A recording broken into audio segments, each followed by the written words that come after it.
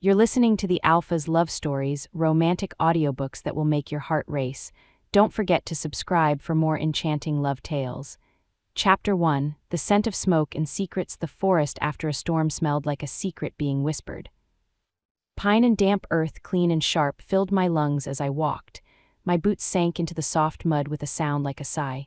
To them, the warriors of the Nightfang pack, this place was a map of scents, prey, rival markings, boundaries. To me, it was just alive. A living, breathing thing that hummed beneath my feet.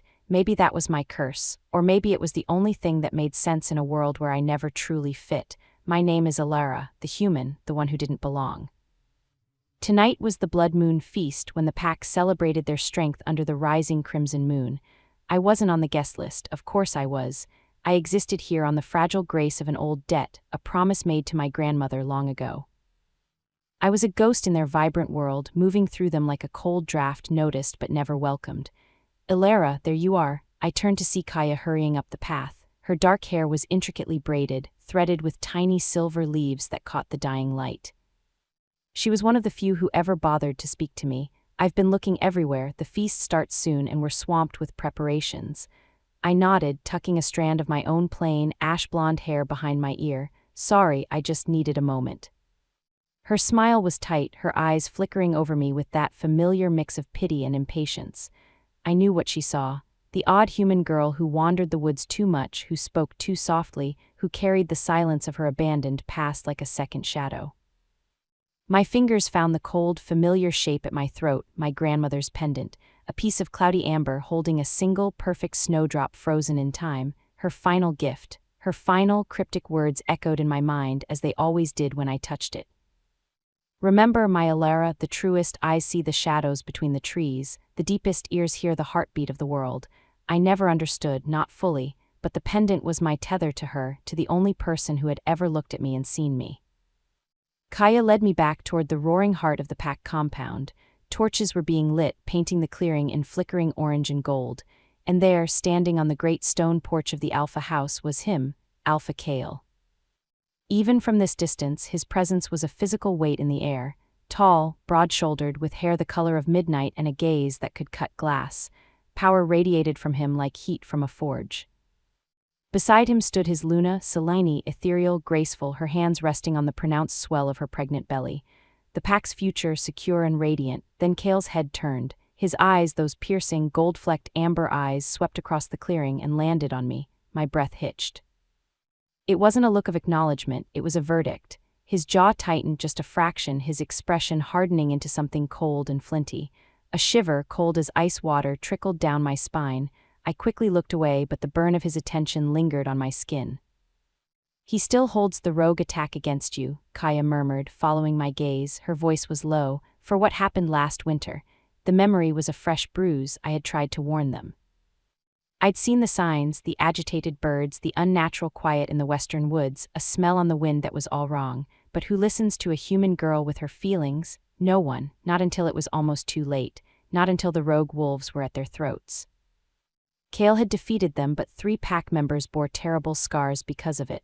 Afterward, he'd cornered me. His voice had been a low, dangerous growl. How did you know, human? How did you know they were coming? I had no answer he would believe, so I said nothing. And in his eyes, my silence became guilt.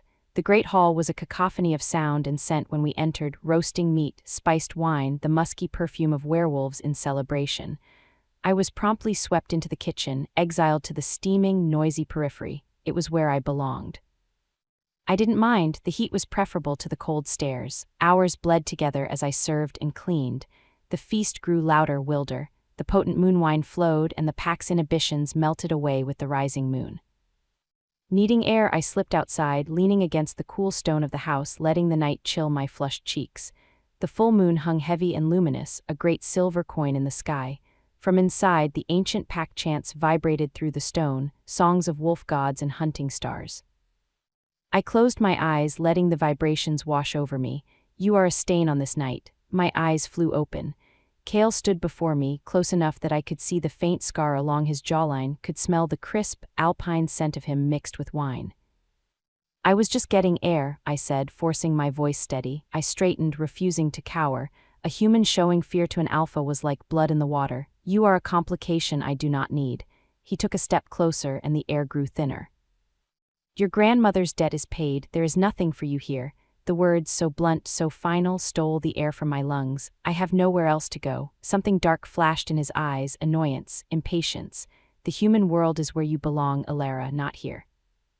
Not among us. Before I could form a retort, a sound shattered the night, a howl, but not any ordinary howl. This was a blade of pure alarm slicing through the celebration's noise. It was followed by shouts, the crash of overturning tables. Kale's head snapped toward the sound, his body coiling with instant, predatory tension. He didn't look at me again, he just vanished, moving with that preternatural speed back toward the chaos. I stood alone in the sudden silence, his rejection echoing in my ears, the alarm cry ringing in them. The feast was over, something was terribly wrong. I helped with the frantic cleanup in a numb daze. Whispers swirled around me, rogues, border skirmish warriors called away. By the time I trudged the path to my tiny, isolated cabin at the territory's edge, a deep, weary cold had settled in my bones. My cabin was just one room, a sanctuary of solitude. I collapsed onto my narrow bed, still in my smoke and meat-scented clothes, and fell into a troubled sleep. It wasn't a sound that woke me. It was a smell, acrid, chemical, wrong. My eyes snapped open in the pitch black. Thin, gray light seeped through my window dawn. But it was the wrong color. It was tinged with a flickering, hellish orange. Then I heard it, the hungry crackle, the roar of fire, and beneath it a sound that turned my blood to ice. Whimpering, not human, high-pitched, terrified animal, Pups.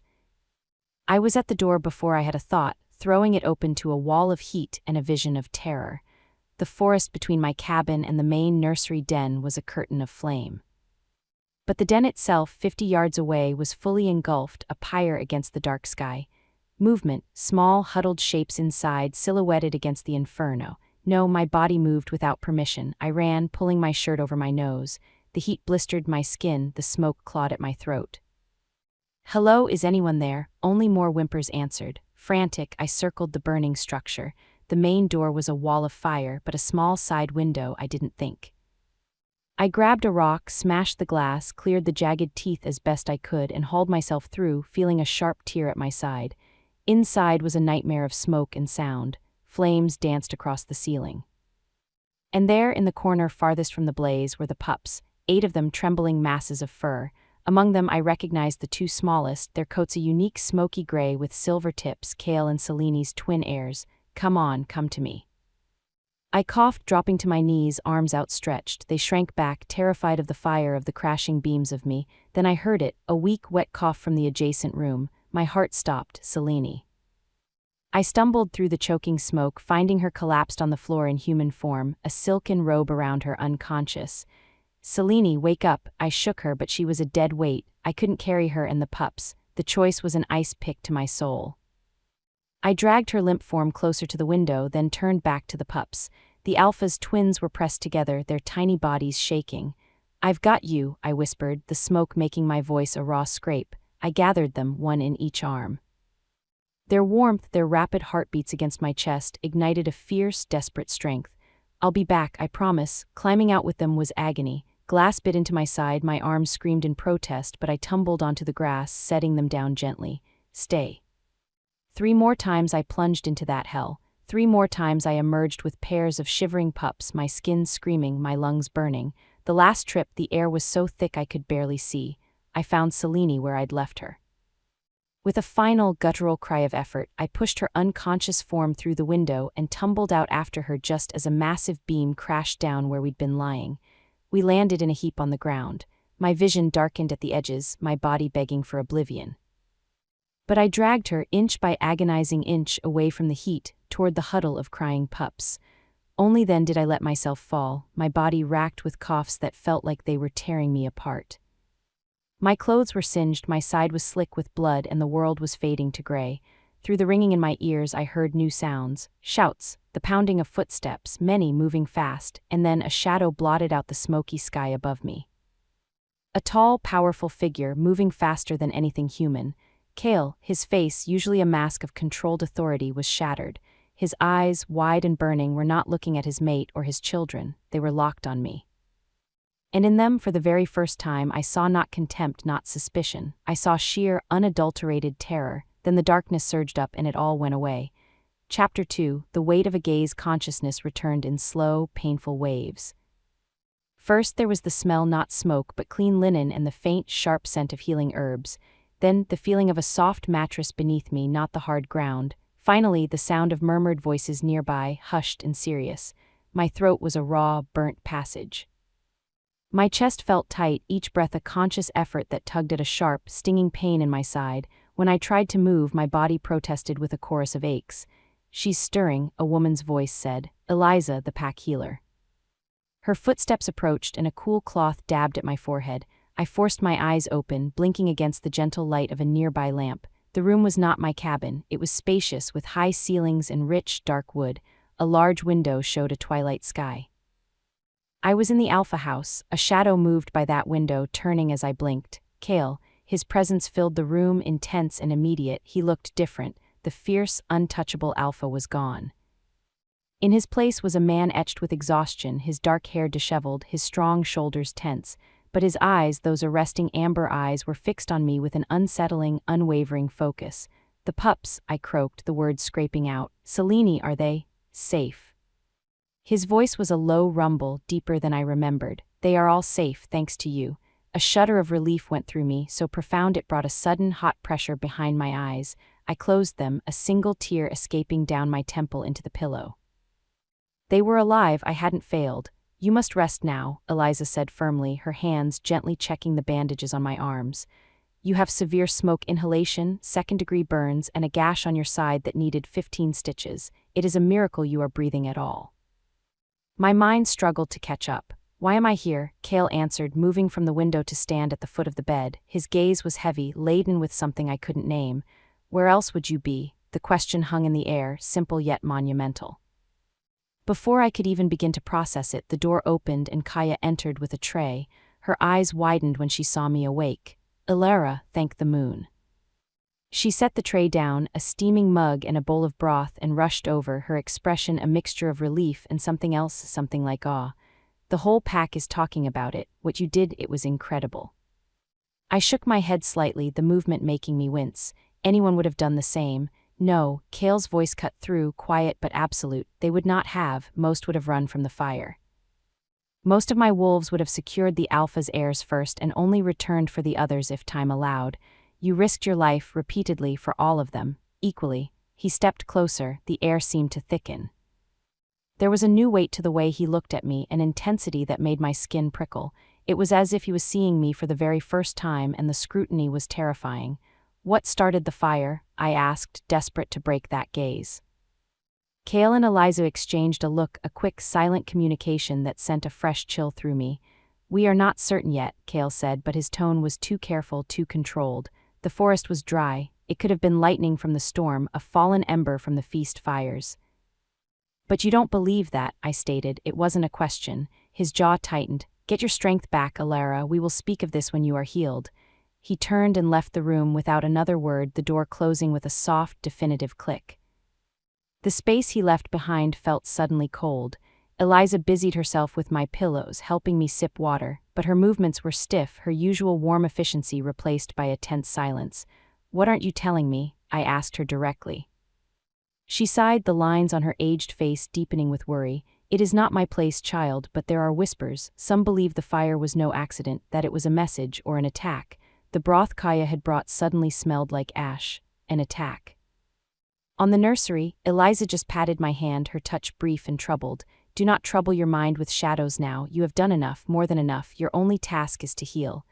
But as she left me alone in the grand, quiet room, her words echoed. A message, an attack, in Kale's eyes, that raw, fearful look he'd given me in the grass. It hadn't just been about the fire, had it? It was about what the fire meant. Outside, the pack territory settled into an uneasy night, but the silence felt wrong. It was the silence of held breath, of waiting. The howls that occasionally pierced the dark weren't the normal, rhythmic calls of patrols. They were shorter, sharper, urgent. I touched my grandmother's pendant, the amber cool against my skin. The truest eyes see the shadows between the trees. For the first time, I wondered if the shadows she meant weren't just in the forest. Maybe they were right here, inside the pack walls, and maybe, just maybe, my act of saving the pups hadn't ended a nightmare.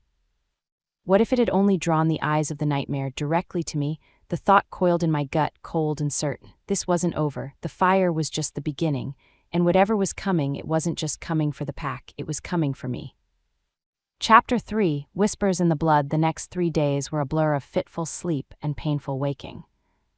Each time I surfaced from the dark, someone was there. Eliza with bitter tonic tea, Kaya with soft food and softer words, sometimes other pack members I barely knew, offering hesitant nods of respect. It was disorienting. For years, my existence had been a quiet footnote in pack life. Now I was the subject of every whispered conversation, the focus of stares that held not contempt but a bewildered curiosity. On the 3rd day, the fog in my head began to clear. I could sit up without the world spinning. The broth tasted like food, not punishment. I was staring out the window at the compound below, watching warriors train with a new, grim intensity when my door opened again. It was not Eliza or Kaya. Luna Cellini stood in the doorway, pale but regal. In her arms, she carried her twin pups, now in their human forms. They were beautiful, tiny, perfect things with wisps of dark hair and startlingly familiar amber eyes that blinked at me with innocent curiosity. "I wanted to thank you," Cellini said, her voice a soft melody in the quiet room. She sat gracefully in the chair beside my bed, arranging the babies in her lap. "For saving my children, for saving me." "I just did what was right," I mumbled, heat flushing my cheeks under her serene gaze. "You did what was extraordinary," she corrected gently, her own eyes glistening. "I was supposed to be watching them all, but I fell asleep. The smoke overcame me so quickly. I never even woke until I was outside and Kale was calling my name." A tear escaped, tracing a clean path down her cheek. "If you hadn't been there, they would all be gone, because of my failure." "It wasn't failure," I insisted, my heart aching for her. "The smoke would have overwhelmed anyone, it was too thick." She looked down at her babies who cooed and grasped at her fingers. "Kale hasn't slept since it happened. He's doubled the patrols, tripled the guards on the borders. He believes someone targeted our children deliberately." The chill I'd felt since waking returned, colder. "Who would do that? We have rivals," she said simply, though her voice trembled. "Every strong pack does, but this," she shuddered, holding her babies closer. "This was intimate, this was cruel." One of the twins began to fuss, a small, mewling sound. Cellini rocked him gently, humming a lullaby that seemed both beautiful and unbearably sad in the context of our conversation. "He wants to see you," she said abruptly, looking up. "Kale. He's been waiting for you to be strong enough." Anxiety, a fluttering, nervous creature, awoke in my stomach. Our last conversation before the fire, his cold dismissal, played in my mind. "What does he want?" Cellini's expression became unreadable, a mask of calm over deep, swirling waters. "That is for him to say, but Alara, things have changed. You have changed things." She stood, adjusting the babies. "I will tell him you are awake." After she left, I tried to make myself presentable, a futile effort against the bandages and the paleness of my face. I looked like what I was, someone who had narrowly escaped death. He came as evening painted the sky in deep purples and golds. He looked as if he'd come straight from the forest, his clothes dusted with soil, pine needles caught in the dark strands of his hair. The weariness was still there, carved around his eyes, but it was underscored now by a sharp, relentless focus. "How are you feeling?" he asked, remaining near the door as if unsure of his welcome. "Better, thank you for the care, the room." He dismissed my thanks with a wave. "It is nothing, less than nothing." He hesitated, his gaze sweeping over me, assessing, calculating. "I need to ask you something, Alara, and I need complete honesty." I nodded, the fluttering in my stomach turning into a hard knot. "That night before the feast in the forest, what were you doing out there alone?" The question threw me. I needed air, space, I told Kaya. "Did you notice anything unusual, a scent that didn't belong, a feeling?" I cast my mind back, sifting through the peaceful memory of the damp forest. "No, nothing, it was just quiet, normal." He studied my face, his eyes searching for any flicker of deception.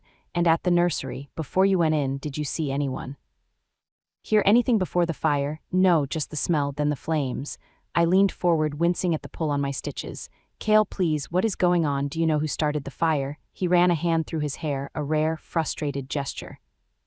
"We found tracks, a single wolf not from our pack. The trail led to the nursery and then vanished near the eastern ravine. Whoever it was knew the patrol schedules, knew when Cellini would be alone with the pups. The implication was a physical blow, an inside job." "Or someone with very, very good intelligence," he replied, his voice dropping to a gravelly whisper. "Either way, it was a deliberate attempt to wipe out my bloodline, to kill my future." The personal, venomous hatred of the act hung between us, suffocating. This wasn't just war. It was extermination. "I'm sorry," I whispered, the words utterly inadequate. Cale moved then, crossing the room to sit on the edge of my bed. The sudden proximity was shocking. I could see the flecks of gold in his irises, smell the wild, clean scent of the forest that clung to him. "Ilara," he said, and my name in his mouth sounded different, softer, yet heavier. "I owe you an apology." I stared, stunned, and Alpha apologizing to me. "The night of the feast, what I said to you, it was cruel and it was untrue. I was frustrated. Pressures you do not see were weighing on me and I took it out on you, unfairly. It's forgotten," I said quickly, my voice barely a breath. "No." His gaze was unyielding. "It is not. You saved my children, you saved my mate, you ran into an inferno without a moment's hesitation, without thought for reward or recognition." He leaned in slightly and the air between us crackled. That kind of courage, that pure, selfless heart, it shames the prejudice I held. My face was on fire. "I didn't think, I just acted. That is precisely the point." His voice vibrated with passion. "In your most instinctive moment, facing death, your first thought was to protect, to save. Do you know what that means to a wolf, to my wolf?" I could only shake my head, mesmerized by the intensity blazing in his eyes. "It means you have the soul of pack. Not as an outsider, not as a burden, but at the very heart of what we are, what we strive to be." His hand lifted, hovered near mine on the blanket, not touching, yet I felt the heat of it. "I was wrong about you, Ilara. You may be human in form, but your spirit, your instincts, they are pure, undiluted wolf." Something monumental shifted in the room. A current, ancient and powerful, arced between us. I was acutely, painfully aware of every inch of space separating us, of the sheer magnetic force of him. "Cale," my voice failed me. What could I possibly say? A commotion erupted outside, shouted orders, the sound of many feet running.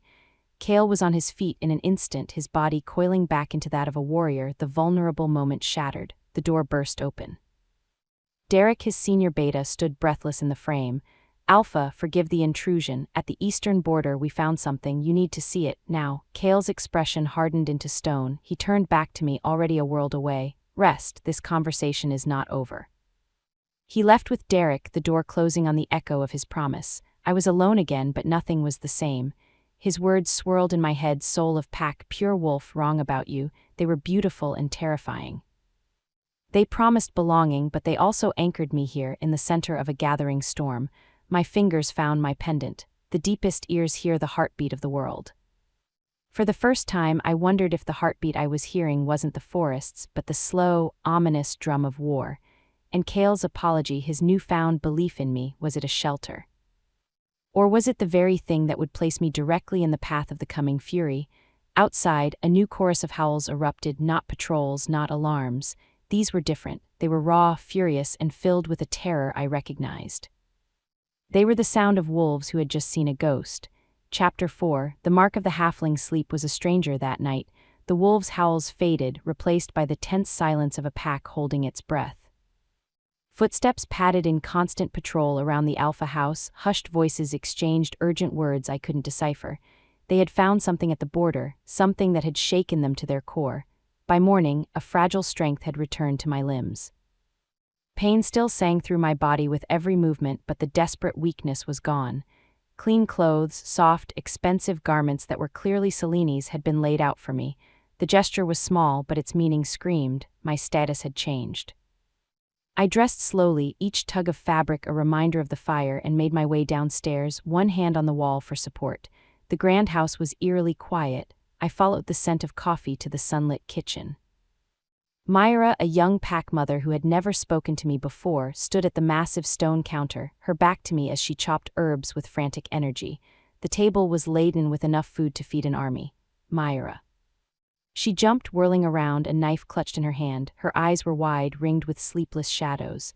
"Ilara, Moon's Grace, you scared me. You shouldn't be up," Eliza said. "I'm better," I said, lowering myself carefully onto a stool.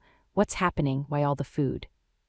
She glanced nervously at the door before leaning closer, her voice dropping to a whisper.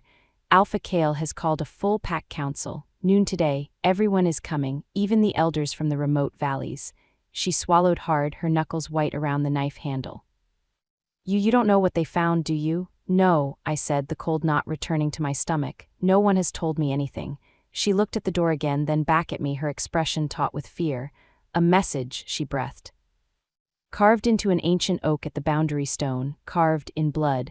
The coffee in my mouth turned to acid. What did it say? The half-born belongs to the fang, the pups were a taste. Her voice trembled. And beneath the words, Alara, they nailed a heart to the tree, a human heart. Nausea surged, violent and hot. I gripped the edge of the counter. Whose heart? They don't know yet, but Kale, he's like a storm about to break, furious. And afraid, I think, though he'd never say it. She turned back to her chopping, the knife hitting the board with sharp, jerky strikes. No one understands. What half-born? We have no half-breeds in Nightfang. None. A half-born, a halfling.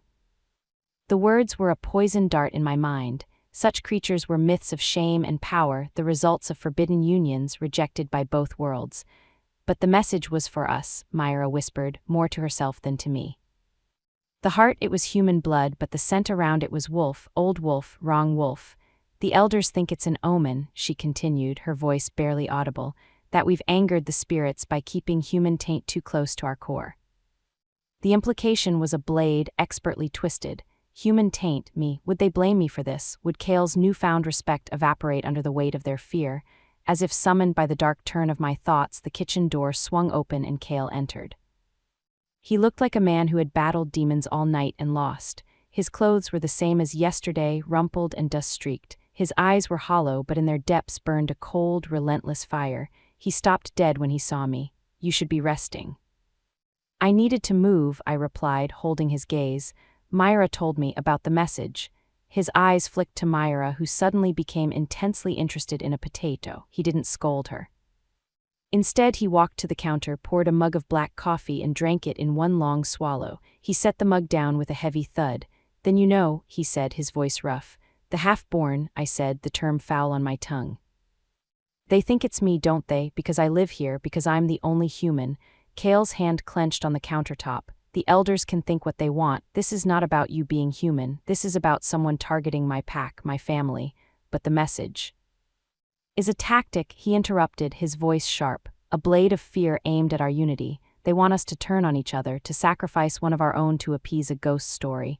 His defense should have warmed me. Instead, it felt like being placed on a pedestal during an earthquake. Could they mean someone else? Could there be another, a real halfling? He didn't answer immediately. His gaze, heavy and searching, landed on my throat, on my grandmother's pendant. His intensity sharpened, zeroing in on it with unnerving focus. Your necklace, he said, his voice changing, becoming quieter, more deliberate. Where did you get it? My hand flew to the amber. It was my grandmother's. She gave it to me before she died. May I? He stepped closer, his hand outstretched. Confused, I nodded. His fingers brushed the skin of my collarbone as he lifted the pendant. The touch was electric, sending a jolt through my entire system. He examined the frozen snowdrop inside the amber, his brow furrowing deeper with each passing second. This flower, he murmured, almost to himself. Do you know what it is? A snowdrop, a wildflower? It is a moondrop, he corrected, his voice hushed with something like reverence or dread. It grows only in places where the veil between worlds is tissue-thin. It is used in the oldest, most sacred of our rituals, rituals of binding, of transformation. His amber eyes lifted, piercing mine. Did your grandmother tell you anything else when she gave you this? Anything about your parents? The cold in my stomach became glacial. She never spoke of them, only that they couldn't keep me. Why, what are you thinking? Before he could answer, the door crashed open again. Derek stood there, chest heaving. Alpha, forgive me, the Northern Wind Pack representatives, they've arrived, early, and their Alpha's son, Ronan, is with them. Kale straightened, the vulnerable interrogator vanishing, replaced by the unshakable Alpha. I will come now. He turned to me, his expression closing off. Ilara, return to your room, rest, I will send Eliza to you. Kale, wait. Later, he said, the word a final steel door slamming shut between us. Stay in the house today, it is not a request. He was gone, Derek at his heels, leaving me alone with Myra and the echoing dread of his unfinished sentence. What did he know about my parents? What did my pendant have to do with ancient wolf rituals? And why did the name Moondrop sound like a key turning in a lock deep inside my memory? I didn't go back to my room. A restless, fearful energy drove me to explore the silent house. I found myself in Kale's study, a room of power and history. Books lined the walls, modern histories, ancient leather-bound tomes that smelled of time and secrets. One section held the pack's own chronicles. Perhaps the answers weren't in Kale's evasions but here. In the past, I was reaching for a heavy volume, its cover embossed with a crescent moon, when a voice, smooth as old leather, spoke from the doorway. "This is not a place for curious humans." I spun. Luna Cellini stood there, not holding her children. Without them, she seemed both more fragile and more severe. "I'm sorry," I stammered. "I was looking for answers." She entered the room, her movements silent and graceful. "I understand, I would be doing the same." She stopped before me, her gaze inscrutable. "Kale began to tell you something about the moondrop, about your parents."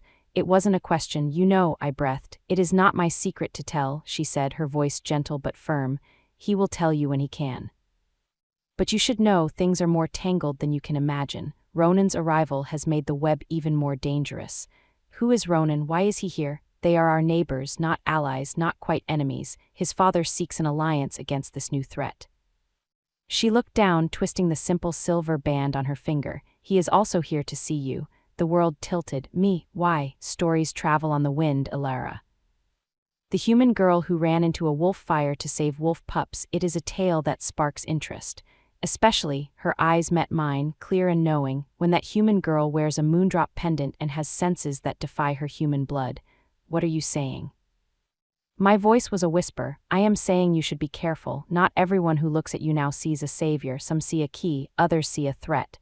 She turned to leave, then paused. "The council begins soon. Kale wanted you to rest, but I think you should be there. This concerns you, more than anyone yet realizes." She left me with a storm raging in my mind. A key, a threat. I waited a few minutes, then followed her out, my decision made. If my fate was being discussed, I would hear it with my own ears. I would face it with my own eyes. As I stepped into the corridor, the front door of the Alpha house opened, and a group of strangers entered. At their head was a man, tall, lean, with hair the color of wheat and eyes the pale, calculating green of a forest pool. He moved with a predator's effortless grace. Ronan. As his gaze swept the hall, it passed over the warriors, over the furnishings, and landed on me. He stopped, a slow, intrigued smile spread across his face. It wasn't friendly. It was the smile of a collector who has just spotted a rare, unexpected prize. His eyes dropped to my throat, to the pendant that rested there. His smile widened. And in that moment I understood Cellini's warning with crystal clarity. The fire had been just the beginning. The bloody message was a declaration, and now the hunters had arrived. Chapter 5: The Council of Wolves and Lies. The Nightfang meeting hall was a vast, circular chamber of stone and timber, built to echo with the voices of wolves. By the time I slipped inside, it was already thrumming with tense energy. Tiered benches rose around a central dais, packed with pack members of all ages. The air was thick with the scent of anxiety, pine, and cold iron. At the far end, on a raised stone seat, sat Kale. Flanked by his beta Derek and his most trusted warriors, he was the picture of immovable authority. Cellini sat to his right, her posture serene, but her knuckles were white where they gripped the arms of her chair. To Kale's left, in a place of clear honor, sat Ronan of the Northern Wind. He looked utterly at ease, a faint, curious smile playing on his lips as he observed the agitated crowd. I found a shadowed spot at the very back, pulling the hood of Cellini's borrowed cloak tighter around my face. But in a room full of creatures with preternatural senses, my presence was a candle in the dark. Heads turned, whispers slithered through the rows like snakes. Kale's gaze found me instantly, a flash of surprise, then a hardening of his jaw that could have been anger or worry. He did not send me away. Ronan's pale green eyes scanned the crowd, following the trail of attention until they locked onto mine. His smile didn't waver, it simply gained a new, predatory edge. Kale rose. The hall fell into a silence so complete I could hear the rustle of my own cloak. "Pack of the Nightfang," he began, his voice not loud but carrying to every stone in the wall. 3 nights passed, our nursery was set ablaze while our future heirs slept inside. This was not misfortune, it was an attack, a coward strike at the very heart of our tomorrow. A low growl rippled through the assembly. "Last night," he continued, his tone dropping into something colder, darker, "we found a message carved in blood at our eastern border. It claims responsibility, it speaks of a half-born, it promises more violence." He gestured to Ronan. "The Northern Wind Pack, our neighbors, have come with grave news. This attack was not singular. Tell them, Ronan." Ronan stood, unfolding himself with an elegant, unhurried motion. He was a contrast to Kale's stormy power, all sleek control and calculated charm. My father sends his strength to Alpha Kale and Luna Selene, he said, his voice smooth, almost melodic. We believe these acts are the work of the Scarlet Maw. A cult long thought broken that has festered in the darkness. They despise the modern ways. They believe wolves have grown soft, corrupted by human contact. They seek a return to an age of pure, unchecked wolf dominion, and they believe halfling blood is the sacred key to unlocking that ancient power. The name Scarlet Maw elicited visible shudders. An elder near me made a warding sign against evil, her lips moving in a silent prayer. The Scarlet Maw were purged generations ago, Kale stated, his voice tight. Their rituals were abominations, banned by all packs. They were driven underground, not destroyed, Ronan corrected gently. They have been gathering, recruiting, waiting. They believe a great change is coming, a cleansing, and they need the blood of a half-born to bring it to pass. His gaze, deliberately slow, traveled across the room and settled on me. Every head in the hall turned to follow his look. The girl who saved your pups, there is an unusual scent about her, is there not? A resonance that does not quite fit the human world. Perhaps that is what draws the Maw's attention. Perhaps she is the key they seek. The chamber erupted, voices rose in anger, in fear, in denial. We have no halflings here, shouted one of the elders, a man named Borin, his voice trembling with outrage. Are you certain? Ronan's question was a soft, deadly thing that cut through the noise. The Maw hunts with a singular purpose. Their message was on your land, their fire was in your den, they are not guessing. Kale slammed his fist on the stone arm of his chair. The crack was like thunder. Enough, we will not try one of our own based on the whispers of fanatics. It is hardly a trial, Alpha Kale, Ronan said, spreading his hands in a placating gesture that felt anything but merely an observation of fact. The Scarlet Maw believes she is what they need. That makes her a target, that makes anyone near her a target. His eyes flicked to Selene, to the space where her children would have been, as you have already learned. The threat hung in the air, naked and vicious. My pack offers its alliance, Ronan continued, his tone shifting to one of reasonable concern, and our protection. In fact, my father suggests the girl might be safer within our borders, far from where the attack occurred. Remove the bait and the trap fails. No, Kale's reply was immediate, absolute, and filled with a possessiveness that silenced the hall. Ilara remains with Nightfang under my protection. Ronan inclined his head, that infuriating smile returning. As you wish. But consider, Alpha, when the Scarlet Maw comes for her, and they will show no mercy to those who shield her. Can you pay that price for a human? The question was a masterstroke. It wasn't asked of Kale the Alpha, but of Kale the man, the mate, the father. I saw the doubt flash in the eyes of the pack members around me. The calculation, was I worth the risk to their families, their children? Before Kale could answer, Selene spoke. Her voice, clear and calm as a mountain stream, cut through the tension. Ilara has proven her loyalty and courage with her own blood and breath. She is under the protection of the Alpha pair. That is the law of this pack.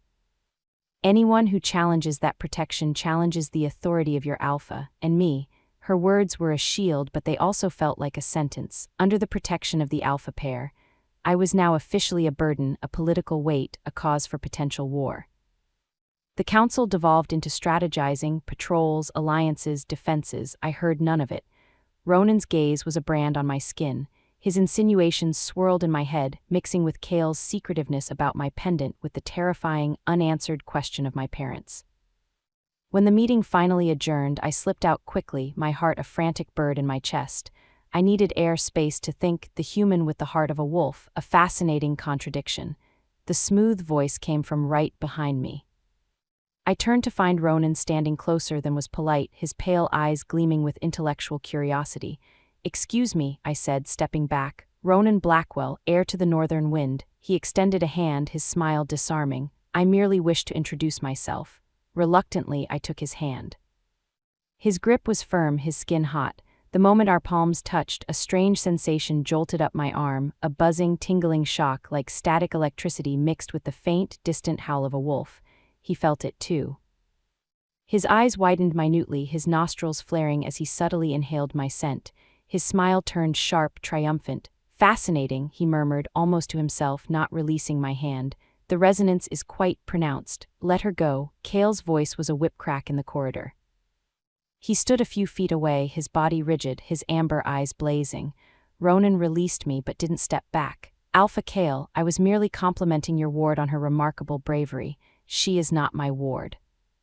Kale moved to stand beside me, his larger frame deliberately inserting itself between Ronan and me. She is under my personal protection, my personal vow. Something unspoken, a challenge as old as wolfkind itself, passed between the two alphas in that look. Territory, possession. Ronan's lips curled. I see, he said softly. Well, that does complicate the proposed alliance, doesn't it? He gave a slight, mocking bow of his head. Until later, Alara, I am certain our paths will cross again, soon. As he walked away, Kale's hand settled on the small of my back. The touch was warm, solid, claiming. What did he do? Kale asked, his voice low. Nothing, he just shook my hand. Kale's gaze was intense, searching my face. He sensed something. What was it? I don't know, a tingle or a shock. I looked up at him, desperation breaking through my fear. Kale, I need answers now. What did Ronan sense? What do you know about me that I do? What is a moondrop, and what does it have to do with my dead parents? He stared down at me, conflict warring in his eyes, duty against truth, protection against revelation. Finally, he gave a short, sharp nod. You are right, the time for shadows is over. He took my hand, his grip firm and warm. Come with me, I will show you the truth. All of it. Chapter 6. The truth in the stone. Kale did not lead me back to the house, nor to the busy compound. He led me into the forest, away from all paths, his stride long and purposeful. His hand remained wrapped around mine, a warm, unyielding anchor in the growing twilight. I didn't pull away. In that moment, his grip felt like the only real thing in a world that was dissolving into smoke and secrets. We moved deeper into the woods than I had ever ventured alone. The trees grew ancient here, their gnarled roots breaking through the moss like the bones of the earth. The air grew heavy, charged with a silence that was not empty but watchful. It was the quiet of a cathedral. Neither of us spoke. My mind was a storm of questions, but my throat was closed tight around them. Kale seemed lost in a grim reverie, his profile sharp against the dappled shadows. Finally, we broke into a small, perfect clearing. A crystal-clear stream cut through its center, singing over smooth stones, and beside it, nestled amongst ferns and glowing lichen, stood a structure. It was not a building, not really. It was a shrine, made of ancient, weathered stone, covered in carvings so old their meanings were lost to time. Symbols of moons and wolves, of twisting vines and staring eyes. I stopped, my breath catching. I had never seen this place, never heard it described, but something in my blood recognized it. A deep, resonant hum seemed to vibrate in my very bones. Kale released my hand and approached the stones, his touch reverent. This is the moon's tear shrine. The first alpha of Nightfang built it here, where he said the moon goddess wept tears of silver upon the earth, blessing our line. He turned to face me, his expression solemn in the sacred gloom. It marks a place where the world is thin, where prayers are heard. It was beautiful, eerie, powerful, and I didn't understand. Kale, what does this have to do with me? With the Scarlet Maw, with what I am. He came back to stand before me, his gaze holding mine prisoner. Your grandmother, her name was Althea, wasn't it? A chill that had nothing to do with the forest shade crept over me. Yes, how did you know that? Because Althea was known to every alpha in these territories. She was a guardian, a human woman blessed or cursed by the moon herself, with a connection to the natural world so deep she could hear its warnings. She could sense imbalances, sickness in the land, threats on the wind that even wolves missed. His eyes were dark pools of memory. She was also the midwife who brought me and many of my generation into this world. Her hands were the first to hold me. The revelation stole the air from my lungs, my gentle, secretive grandmother, a figure of legend and power in the world she'd hidden from me. She never told me, I whispered. She wouldn't have, not until you were ready. He gestured to my pendant. That amulet is a guardian's sigil, the moondrop inside. It is not just a flower, it is a catalyst, harvested under a specific moon and sealed in amber through a ritual known only to guardians and alphas. It is meant to awaken, to sharpen the latent abilities in the wearer. Awaken what? My voice was barely a breath. I'm just a human. Are you Alara? He asked, and the question wasn't cruel but painfully earnest. Think your connection to this forest. Your knowing about the rogue attack last winter, the way you always sense a storm before it breaks or find a lost thing as if it calls to you. Have you never wondered why your senses are different? Memories, a flood of them, crashed over me. The wounded fox that had limped to my cabin door, seeking me out. The time I'd known Kaya's mother was ill days before the fever showed. The constant, low-level hum of the forest's mood I'd always attributed to imagination. They weren't quirks, they were echoes, echoes of something else. That doesn't make me a halfling, I argued, clinging to the last shred of my known self. Just sensitive. Kale stepped closer, the space between us vanished. I could see the faint scar on his lip, the gold striations in his irises. Elara. Your grandmother came to me the week before she died. She made me swear a blood oath. She told me she had been guarding a precious, dangerous secret. She made me promise that when the time was right, when you were ready, I would tell you the truth and keep you safe. He took a deep breath, as if steeling himself for a blow. Your parents did not abandon you because they did not want you. Your mother was human, yes, a guardian like Althea, but your father was a wolf, a powerful alpha from a distant, secretive pack. The world dropped out from under my feet, the stream's babble became a roar in my ears. No, that's impossible. I would know, I can't shift, I don't have your strength, not all halflings manifest in the same way, he said, his hands coming up to grasp my shoulders, steadying me as I swayed. Some never take wolf form, but their other gifts are profound. Heightened intuition, a bond with nature, healing touch. Your grandmother believed your abilities would blossom in time, especially with the pendant to guide you. The fire, the extreme need, it may have been the trigger. I staggered back, breaking his hold until my legs hit a fallen log and I sank onto it. The moss was damp through my clothes. If this is true, why hide it from me? Why let me believe I was nothing, a burden, to protect you? His voice was raw with frustration. Halflings are hunted, Elara, feared by humans who call them monsters, coveted by wolves who see them as tools or abominations. The scarlet maw is just one extreme. Your grandmother wanted you to have a life, a normal life, for as long as the world would allow it. And now, I whispered, the word tearing from a raw throat, now the scarlet maw knows I exist. Because someone told them, Kale said, his voice dropping to a deadly whisper, or because they have ways of sensing what you are. They believe halfling blood holds magic, that it can be used in rituals to amplify wolf power or to turn humans into wolves. Superstition and madness, but it makes them relentless. His jaw was a hard line. The fire was just their opening move. They will come for you, Elara, and they will burn this pack to the ground to get to you. Horror, cold and complete, washed through me. The pups, Selene, the nursery. It wasn't random, it was because of me. I was the poison seeping into the heart of Nightfang. Then I have to leave. I surged to my feet, panic giving me strength. If I'm the cause of all this, I can't stay. I'll draw them away. No, his hand shot out not to grab me but to slam against the trunk of the tree beside my head, caging me in. The bark shivered. That is exactly what they want, to isolate you. To cut you off from the only protection you have. Your grandmother entrusted you to me, and I failed her once by letting my prejudice keep you at a distance. I will not fail by letting you walk into their jaws. The intensity in his eyes and his voice was a physical force, it stole my breath. But the pack is mine to protect, he growled, the wolf surfacing in his voice. And that includes you. You are part of this pack now, Elara, not on the edges. At its heart, because of what you did, because of who you are. We stood there, chests heaving in the silent, sacred clearing. The truth hung between us, ugly and magnificent. I was a halfling, a creature of myth and fear, the cause of the pack's danger, and yet. He was telling me I belonged. Kale, I said, my voice trembling. When Ronan touched me, what did he sense? What was that? Shock. His hands dropped. The fight went out of his shoulders, replaced by a weary, grim acceptance. He sensed what I have been trying to ignore since the moment I carried you from the ashes, what my wolf recognized the second your blood touched my hands. He looked at me, and in his amber eyes I saw a surrender more profound than any battle loss. Wolves have a biological imperative, Elara. When we find the one person whose spirit, whose very essence, sings in harmony with our own, our wolf recognizes it instantly. It is undeniable, irrevocable. We call it the true mate bond. My heart stopped. But you have a mate, Selene. Selene is my wife, he said, the words heavy with truth and pain. Chosen for alliance, for strength, for the future of the pack. I respect her. I care for her deeply. She is the mother of my children and a true Luna. But she is not my true mate. She knows this. We have always had an understanding.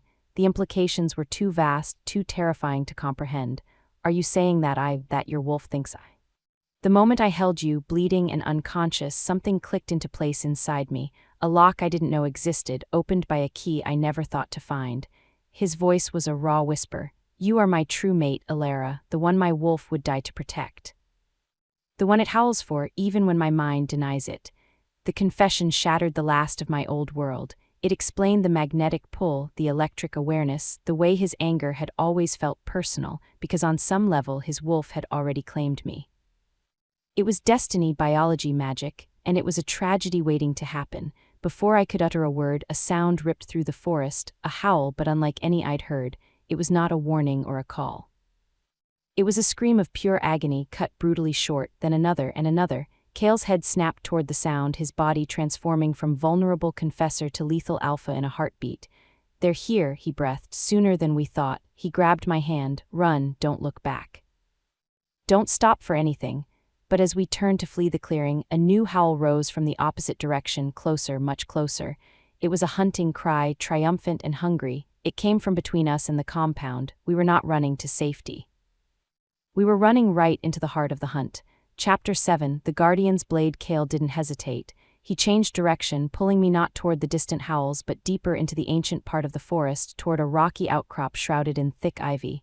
"In here," he hissed, parting the curtain of vines to reveal a dark, narrow crevice in the rock. He pushed me in first. The space was tight, cold, and smelled of damp stone and old roots. He squeezed in after me, his broad shoulders scraping the walls, and pulled the vines back into place, plunging us into near-total darkness. The only light was a faint, greenish glow from the living curtain. The only sound was our ragged breathing and the terrible symphony of hunting cries drawing closer outside. He pressed a finger to my lips. His touch was fire and ice. I nodded, understanding. We listened.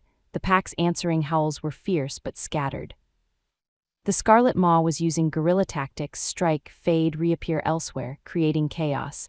I could hear the distant clash of bodies, the snarls, the occasional pained yelp. They weren't trying to overrun the compound yet. They were probing, searching. "For me," I mouthed against the dark.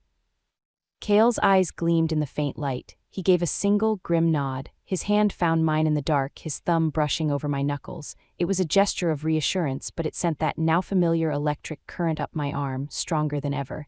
The mate bond.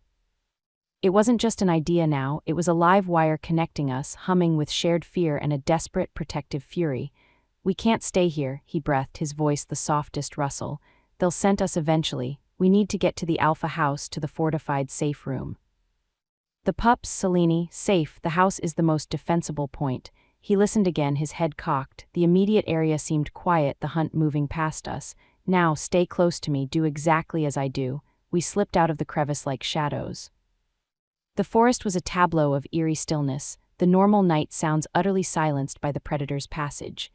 Kale moved with a fluid, silent grace I could never hope to match, but I followed, placing my feet where he placed his, my heart hammering a frantic rhythm against my ribs. We were halfway to the tree line bordering the compound when a low growl rumbled from our left.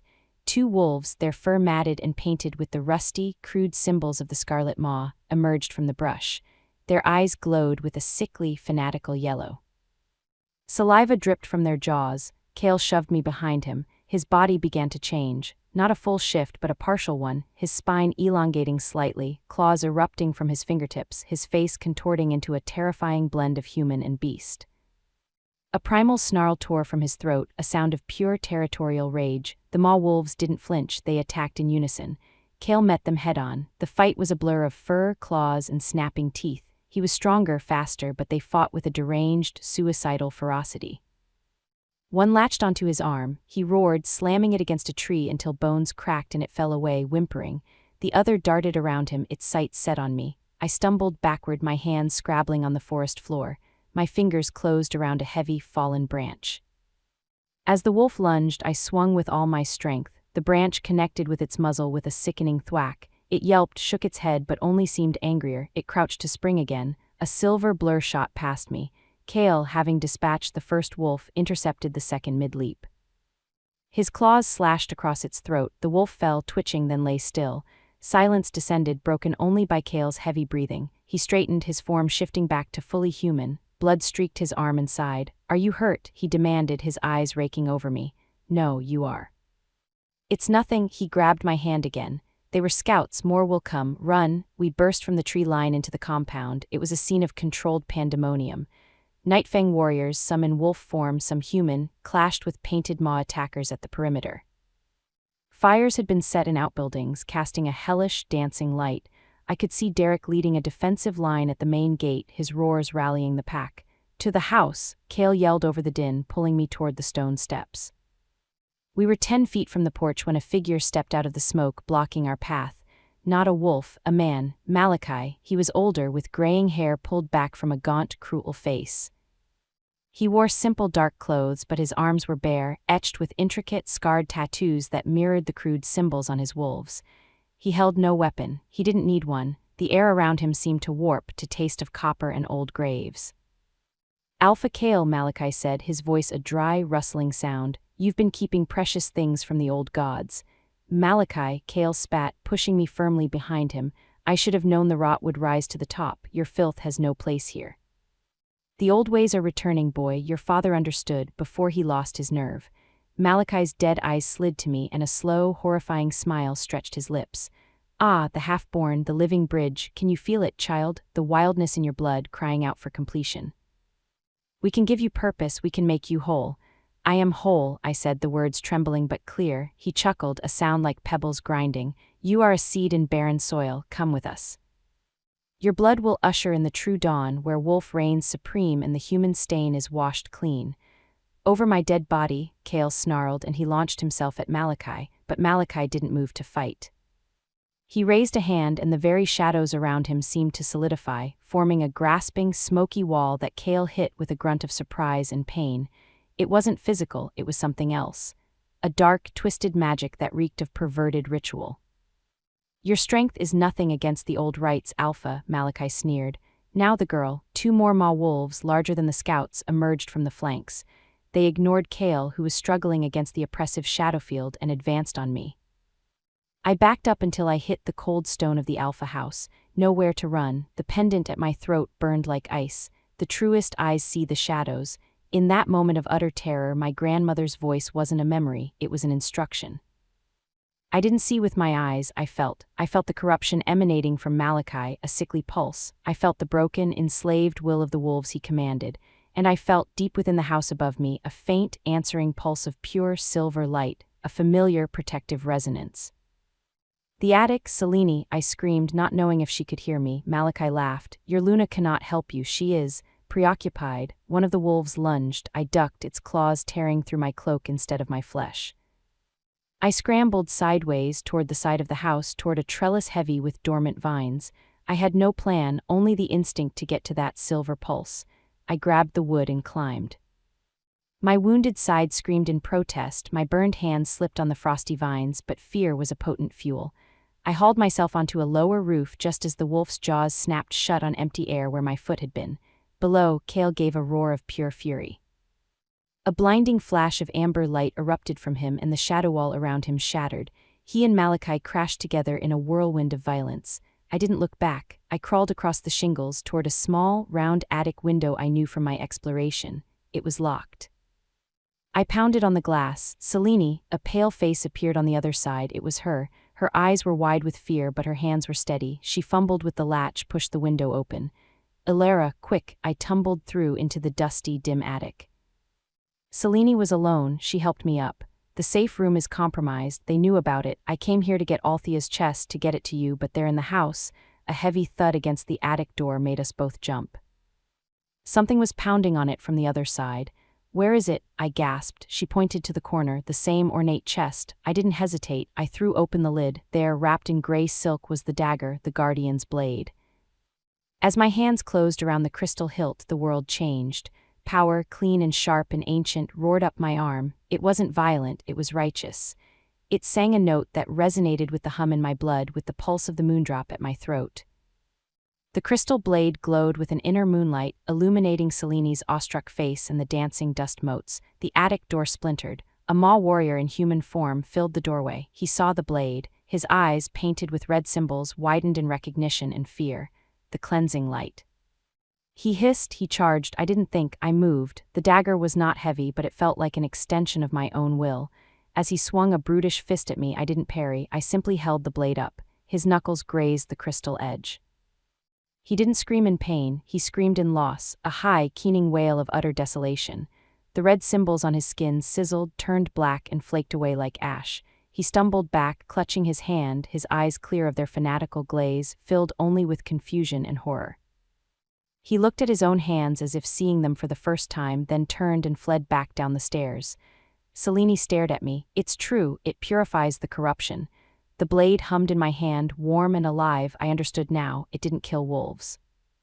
It severed the dark magic that bound them, that twisted them into monsters. It gave them back their choice. A crash from below, followed by Kale's enraged roar, shook the house. He needs help, I said, the blade's power filling my voice with a certainty I didn't feel. Malachi is using magic. Selene nodded, fear for her mate overriding her own terror. The main staircase is clear, I just came up. Go, I ran, the dagger held before me like a lantern. I descended into chaos. Maw fighters were inside the great hall, battling Nightfang warriors. Wherever my glowing blade passed, the red symbols on the attackers withered. Some fled in terror, others simply stopped fighting, looking around dazed as if waking from a nightmare. I burst onto the porch. Kale and Malachi were locked in a brutal stalemate. Kale was bleeding from multiple cuts, his movements slowed by some invisible draining force Malachi exuded. Malachi bled too, but he was smiling, chanting low, guttural words that made the air vibrate sickeningly. Your father begged at the end, you know, Malachi taunted, dodging a swipe of Kale's claws. He saw the truth too late. He's still out there, Alpha, waiting for the true dawn with the rest of the faithful. Kale faltered, the revelation hitting him like a physical blow. Liar, I stepped forward, the guardian's blade held high. Its pure moonlit glow cut through the corrupted aura around Malachi like a knife through fog.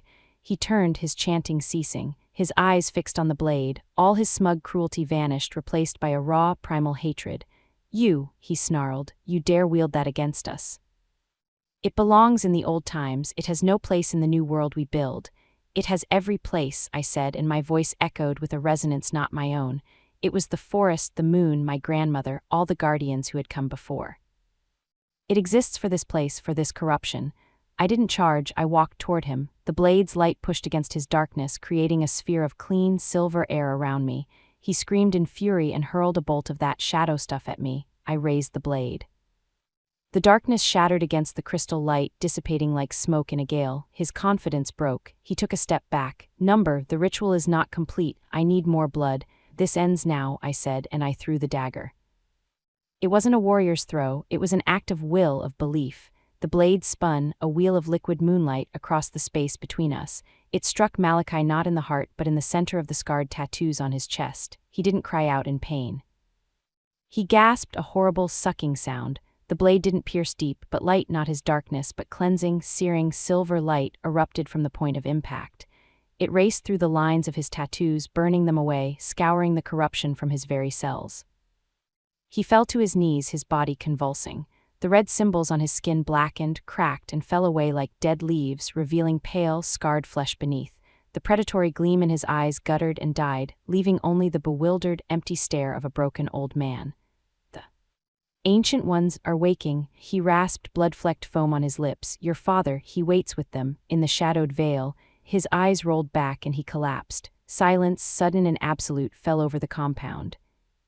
The remaining Maw fighters, seeing their leader fallen and their marks gone, dropped their weapons, some weeping, some just staring at their own clean hands in disbelief. Kale staggered to my side, his breathing ragged. He looked from Malachi's still form to the guardian's blade, now lying on the stones, its glow fading to a soft pulse. He looked at me. His face was streaked with blood and soot, his clothes torn, but in his eyes there was no victory, only a dawning, terrible understanding. He wasn't looking at the human girl anymore. He wasn't looking at the halfling. He was looking at the guardian who had just shattered a century-old evil with a single throw, and he was looking at the key to a secret far darker than either of us had imagined. The battle was won, but Malachi's final words hung in the air, a new and more frightening threat, your father. He waits with them, Chapter 8, the echo of a lie, the silence after the battle was a living thing, heavy and stunned. The scent of blood, smoke, and purged magic hung thick in the air. Wounded Nightfang wolves groaned, being helped by their packmates. The defeated Scarlet Maw members sat huddled together, dazed and unmarked, looking at the world with the clear, horrified eyes of those who have just woken from a long, terrible dream. All eyes, however, kept drifting back to the center of the clearing, to Malachi's still form. To the crystal dagger now inert on the stones, and to me, Kale stood beside me, his hand on my shoulder, a gesture both protective and possessive. He was bleeding, but he ignored it, his gaze sweeping over his pack, assessing, commanding even in his exhaustion. Derek, secure the prisoners. Separate them, get their statements. Eliza, see to the wounded, ours first. His orders cut through the shock, and the pack began to move with shaky purpose. Selene emerged from the house, her face pale but composed. She went directly to Kale, her hand touching his bloody arm. The children are safe, the house is secure. Her eyes met mine over his shoulder, a silent message of gratitude and grim solidarity. It was Ronan who broke the strange tableau. He stepped out from the shadow of the meeting hall, where he and his northern wind warriors had apparently observed the entire conflict without intervening. His expression was unreadable. A remarkable display, he said, his smooth voice cutting through the murmur. He approached, his pale eyes fixed on the Guardian's blade, the lost Guardian's blade, and a living Guardian to wield it. The stories were true. His gaze lifted to me, and the curiosity in them was now tinged with a sharp, acquisitive hunger. You are full of surprises, Alara. Kale shifted, subtly placing more of his body between Ronan and me. Your warrior's restraint was noted, Ronan. A faint smile touched Ronan's lips. We were awaiting your command, Alpha Kale. It was, after all, your territory, your fight. He glanced at the broken Maw members. Though it seems you had matters well in hand, or rather well in blade, his tone was too light, too casual, it set my teeth on edge. We have prisoners to question, Kale said, his voice brusque, a threat to unravel. Your father's proposed alliance will be discussed at dawn, after we have cleaned up. Ronan inclined his head. Of course, we shall retire to our assigned quarters. He turned to go, then paused, looking back at me. That blade chose you, Guardian. Such objects have wills of their own. I would be very careful where you lay it down. With that veiled warning, he and his retinue melted back into the shadows of the compound. The rest of the night was a blur of pain and aftermath. Eliza dragged both Kale and me into the healing room, clucking her tongue at our injuries. My burns were redressed, my stitched side examined and pronounced miraculously intact. Kale's wounds were deeper, but he bore Eliza's ministrations with stoic silence, his eyes distant. When she finally left us alone, dawn was graying the windows. We were in a small sitting room adjacent to the healing chamber, a fire crackling in the hearth. I held a cup of tea I couldn't drink. Kale stood at the window, staring out at the ravaged compound.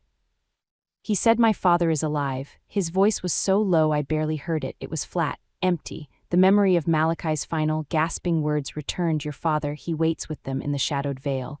Kale, I began, but had no words to follow. My father, Eric, died in a border skirmish with a rogue pack when I was 16, he said, not turning around. They brought his body back. I saw it. I buried him. His hand clenched on the windowsill, the wood groaning in protest. I mourned him. I avenged him. I took his place. The agony in his voice was a physical thing in the room. It wasn't just the potential lie. It was the unraveling of his entire foundation, his grief, his motivation, his very identity as Alpha. Malachi was a monster, I said softly. He would say anything to hurt you, to create doubt. Would he? Kale finally turned. His face was haggard, his amber eyes haunted. He knew things, Alara, things about the old rituals, about my father's interests before I was born. Things only pack elders and the Alpha's family should know. He ran a hand over his face. What if it wasn't a skirmish? What if he left? What if he joined them? The possibility was a chasm opening at our feet. The former Alpha of Nightfang, a secret follower of the Scarlet Maw, it would be the ultimate betrayal, a poison in the pack's bloodline. We need to question the prisoners, I said, grasping for something solid. They might know. He nodded, a spark of the decisive Alpha returning. We will, but not you. You have done enough, more than enough. You need to rest. I need answers too. I stood, the teacup rattling in its saucer. This is about me as much as it is about you. They called me the half-born, the key. If your father is connected to this, then my father might be. I cut myself off, the thought too enormous to voice. Our fathers, two missing Alphas, one presumed dead, the other a ghost, both linked to a cult that wanted my blood. Kale crossed the room in 2 strides. He didn't touch me, but he loomed close, his presence overwhelming. Listen to me. Malachi is gone. His followers are broken. The immediate threat is over. You are safe. The pack is safe. That is what matters now, is it? I challenged, looking up into his tormented eyes. Or are you just trying to put the lid back on a box that's already blown open? You told me the truth in the shrine. Don't stop now. Don't hide from this. He stared at me, a war raging behind his eyes. the alpha who needed control, order, certainty versus the man whose world had just been cracked by a dying enemy's whisper. "Kale," Seleni's voice came from the doorway. She stood there holding the Guardian's blade, now clean and sheathed in a simple leather scabbard. "Derek has begun the interrogations. The prisoners, they are confused, terrified. They speak of being called by a voice in their dreams, of marks that appeared on their skin, of a compulsion they could not fight. They are victims as much as perpetrators." She approached and held the sheathed dagger out to me. "This belongs to you, Alara. It responded to you, it is your legacy and your responsibility." I took it. The crystal hilt was cool through the leather, but I felt that faint, reassuring hum, a connection to something steady and pure amidst the chaos. "They also spoke of a place," Selene continued, her voice dropping, "a gathering point for the true believers, a valley shrouded in perpetual mist where the Ancient Ones sleep. They call it the Vale of Echoing Shadows." Kale went very still. "Where, they don't know. They were led there in a trance," they said. "Their memories of the location are blurred, as if magic hid it." She looked between us, but one of the younger ones, a boy, he was more clear-headed after the purification. He said the entrance is marked by a waterfall that flows upwards beneath a dead moon. It was nonsense, or it was a riddle. A heavy knock sounded at the door. Derek entered, his face grim. "Alpha, one of the prisoners, he's asking to speak to you, specifically." And to the Guardian, Kale and I exchanged a look. "Who?" Kale demanded. "The one who attacked her in the attic, the one whose hand she cleansed. His name is Jerk. He says he has information about the previous Alpha, about Eric." The air left the room. Kale's face hardened into a mask of cold stone. "Bring him to my study under heavy guard. I will speak to him alone." "He won't speak without the Guardian present," Derek said, apologetic but firm. "He insists. He says the truth burns in her light." Kale's jaw worked. He looked at me, at the dagger in my hands, at Selene's worried face. The decision was a weight on him. Finally he gave a short, sharp nod. "Very well, Alara comes, but you stay with her, Derek. One wrong move." "Understood, Alpha." As we followed Derek out, Selene caught my arm. Her grip was tight. "Be careful," she whispered, her eyes full of a fear that had nothing to do with physical danger. "Truths that have been buried so long, they can be sharp when uncovered. They cut the one who digs as surely as the one who hid them." We entered Kale's study. Jerk was already there, flanked by two hulking warriors. He was young, perhaps my age, with shaggy brown hair and eyes that were no longer fanatical, but haunted and terribly weary. The back of his right hand was bandaged where the dagger had touched him. He flinched when he saw me, but it wasn't fear of attack, it was shame. Kale took his seat behind the massive oak desk, a throne of authority. I stood to the side, the sheathed blade held tightly. Derek positioned himself at my shoulder. "You asked for this audience," Kale said, his voice devoid of all warmth. "Speak." Jerk's eyes darted to me, then back to Kale. I need to say it to the light." To her, he swallowed hard. "I was not always like that. The dreams started a year ago. A voice promising strength, purpose, a place in a glorious new world. Then the mark appeared on my skin, burning, itching. The more I resisted the voice, the more it hurt. The more I obeyed, the more numb I became." His voice broke. "I did not want to hurt anyone, I just wanted the pain to stop." "You attacked my mate and my guardian in my home," Kale said, each word an ice chip. "I wasn't me." Jerk cried, tears streaming down his face. "I was a puppet. When her blade touched me, it was like waking up from freezing water. The voice was gone, the compulsion gone. I remember everything I did, and I will carry that guilt to my grave. But I remember other things now too, things the magic let me see when it thought I was fully its own." He took a shuddering breath, his eyes fixed on the floor. "I saw your father, Alpha, in the Vale. He is not a prisoner. He leads the rituals. He is the one who calls the Ancient Ones. He seeks the half-born blood because the prophecies say only the blood of a true guardian born of both worlds can fully wake them from their stone sleep." The room tilted. Kale made no sound, but the devastation on his face was worse than any roar. "Why?" Kale's question was a raw scrape of sound. "Why would he do this? He was a good Alpha, a good man." Jerk looked up, his eyes filled with pity. "He believes he is saving wolfkind, Alpha. He believes the modern world is a cage, that mixing with humans is a sickness. He thinks the Ancient Ones, the first pure wolf spirits, will return and lead us to a golden age, and he wants to be their herald. He needs the Guardian's blood to open the door, your mate's blood." His eyes flicked to me, full of terrified apology. "He has been searching for her for years. The fire, it was never meant to kill the pups. It was a beacon, to make her reveal her power." To confirm she was the one. The pieces slammed together with horrible, deafening logic. The attack wasn't to destroy Kale's future, it was to force my latent abilities to surface, to prove I was the halfling guardian they needed. We had played right into their hands. Kale stood up so fast his chair toppled over backwards. He turned away, gripping the edge of a bookshelf, his shoulders heaving with silent, ragged breaths. The image of his strong back, bowed under the weight of his father's monstrous betrayal, was the most heartbreaking thing I had ever seen. I found my voice. Where is the veil, Jerk? You must know something. He shook his head, desperate. I do, I swear, the journey there, it's magicked. You follow a scent that isn't there, a sound you can't hear, but the waterfall, the dead moon. I heard the elders speak of it once in a trance. They said, it lies in the belly of the Howling Crags where the moon drowned. The Howling Crags, a mountain range 2 days hard travel to the north, known for sudden, violent storms and strange, echoing winds. Kale turned around. All trace of the shattered sun was gone, burned away, leaving only the alpha forged anew in a colder, harder fire. His eyes, when they met mine, held a resolve that was terrifying in its completeness. They want a guardian, he said, his voice deathly calm. They want a key to wake their sleeping monsters. He walked to the desk and picked up the sheathed dagger I had laid there. He held it out to me. Then we will bring them one, not as a sacrifice, but as a weapon. His gaze held mine, the mate bond thrumming between us, no longer a confusion but a battle standard.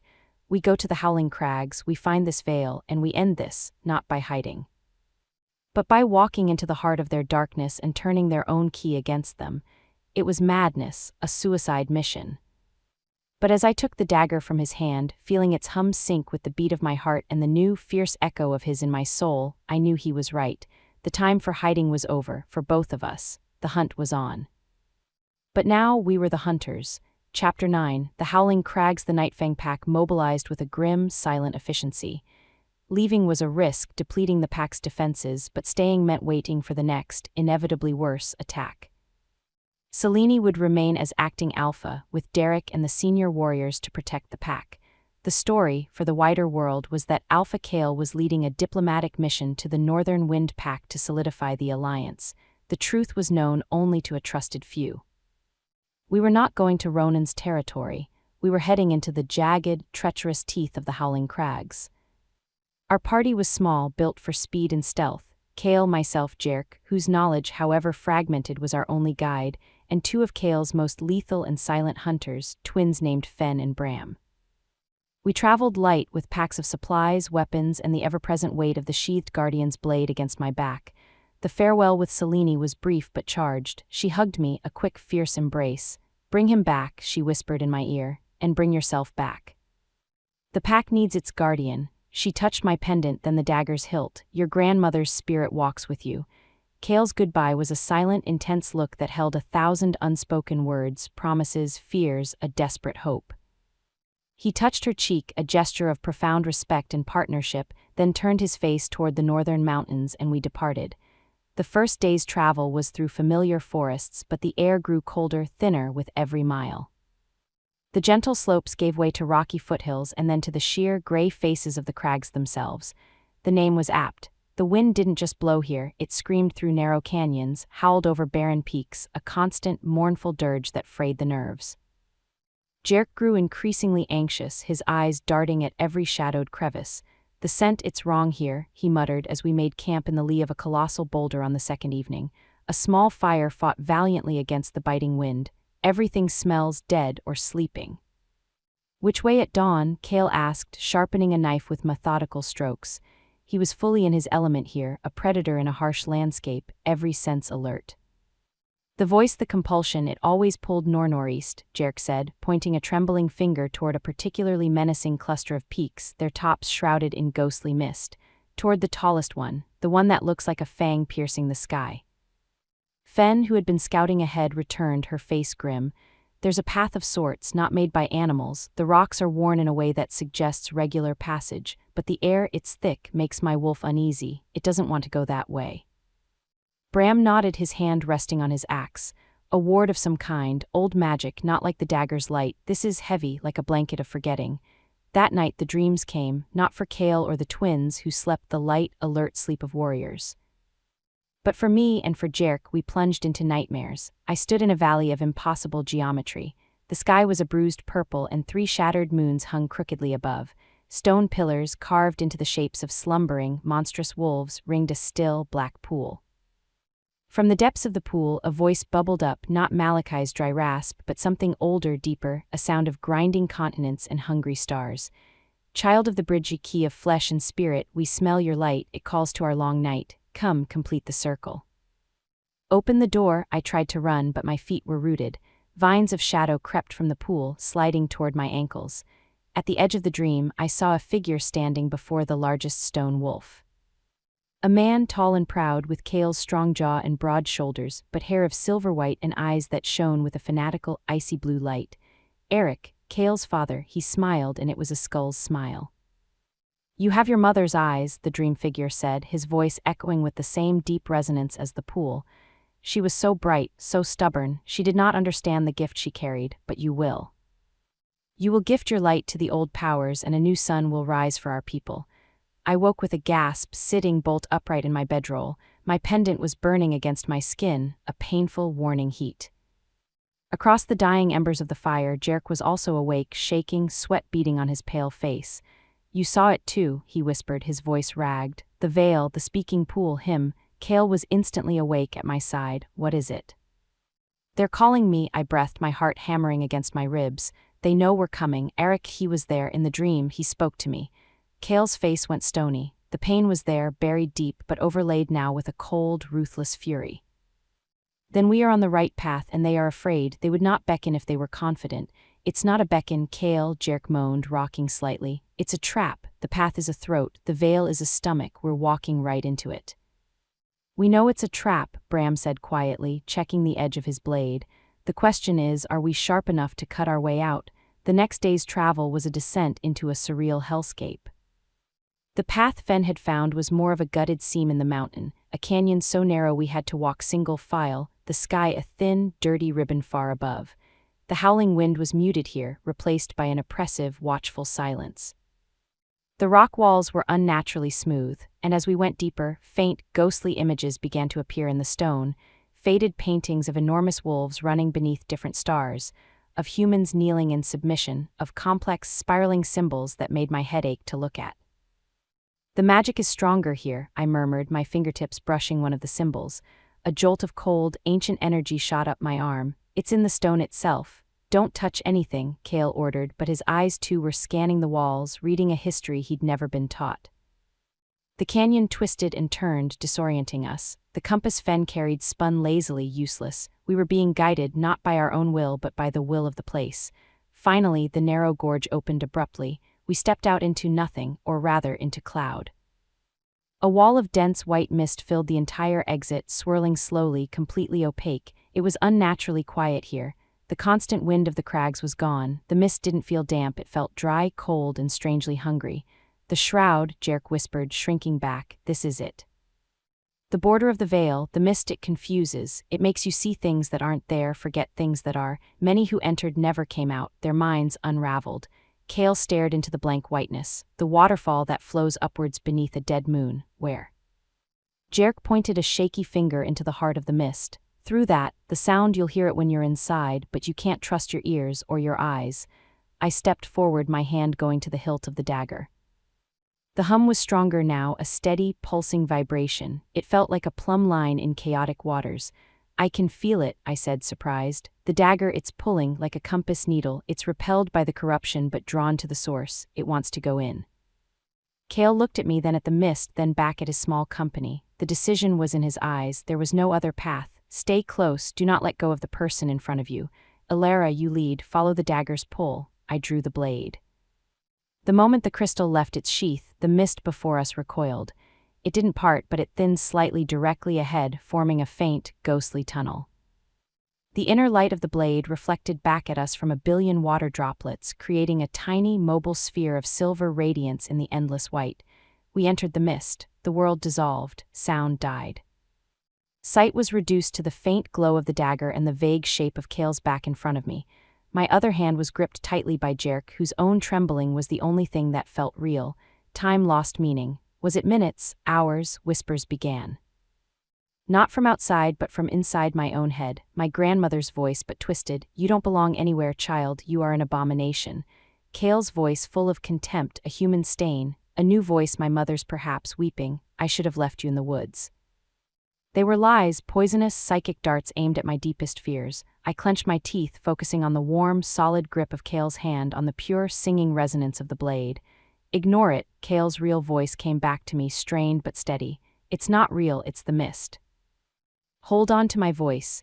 Then a new sound, faint at first then growing, not a whisper but a roar, the sound of rushing water, but it was wrong, the pitch was off, it didn't sound like water falling, it sounded like water screaming. The dagger's pull became urgent. I followed, pushing through the resisting mist. The silver glow illuminated the vapor and suddenly we saw it. A waterfall, but Jerk's description had been terrifyingly accurate. It flowed upwards. A massive column of water, glowing with a sickly, phosphorescent green light, erupted from a rocky basin and cascaded up the face of a cliff, disappearing into the roiling mist above. The physics of it made my mind recoil. The sound was a deafening, agonized shriek. And above it, through a break in the perpetual mist, a sliver of the real moon was visible, but it was black.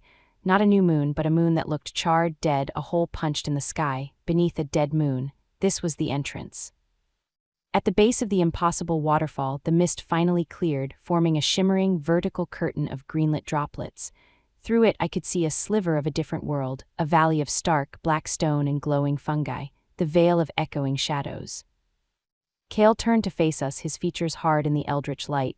"This is the threshold. Once we pass through, there is no going back until this is finished. If anyone wishes to turn back, now is the time. No shame." No one moved. Fen and Bram exchanged a look of grim resolve. Jerk, though pale as death, shook his head. "I go where the light goes, I owe that much." Kale's eyes found mine. In them I saw the alpha, the warrior, the man burdened by his father's ghost. "And I saw my mate. Ready?" he asked. I tightened my grip on the Guardian's blade, its light flaring in response to the overwhelming corruption before us. It was no longer just a tool, it was a part of me, my inheritance, my purpose. "Ready," I said. Together we stepped through the curtain of screaming water, and the veil swallowed us whole. Chapter 10, The Veil of Echoing Shadows. The world on the other side of the waterfall was a wound in reality. The air was still and cold, smelling of ozone, damp stone, and something sweetly rotten. The sky was the same bruised purple from my dream, the 3 fractured moons hanging motionless, casting a pallid, sickly light. Giant stone pillars, carved into the shapes of slumbering wolf beasts, rose from the valley floor like the ribs of a long-dead leviathan.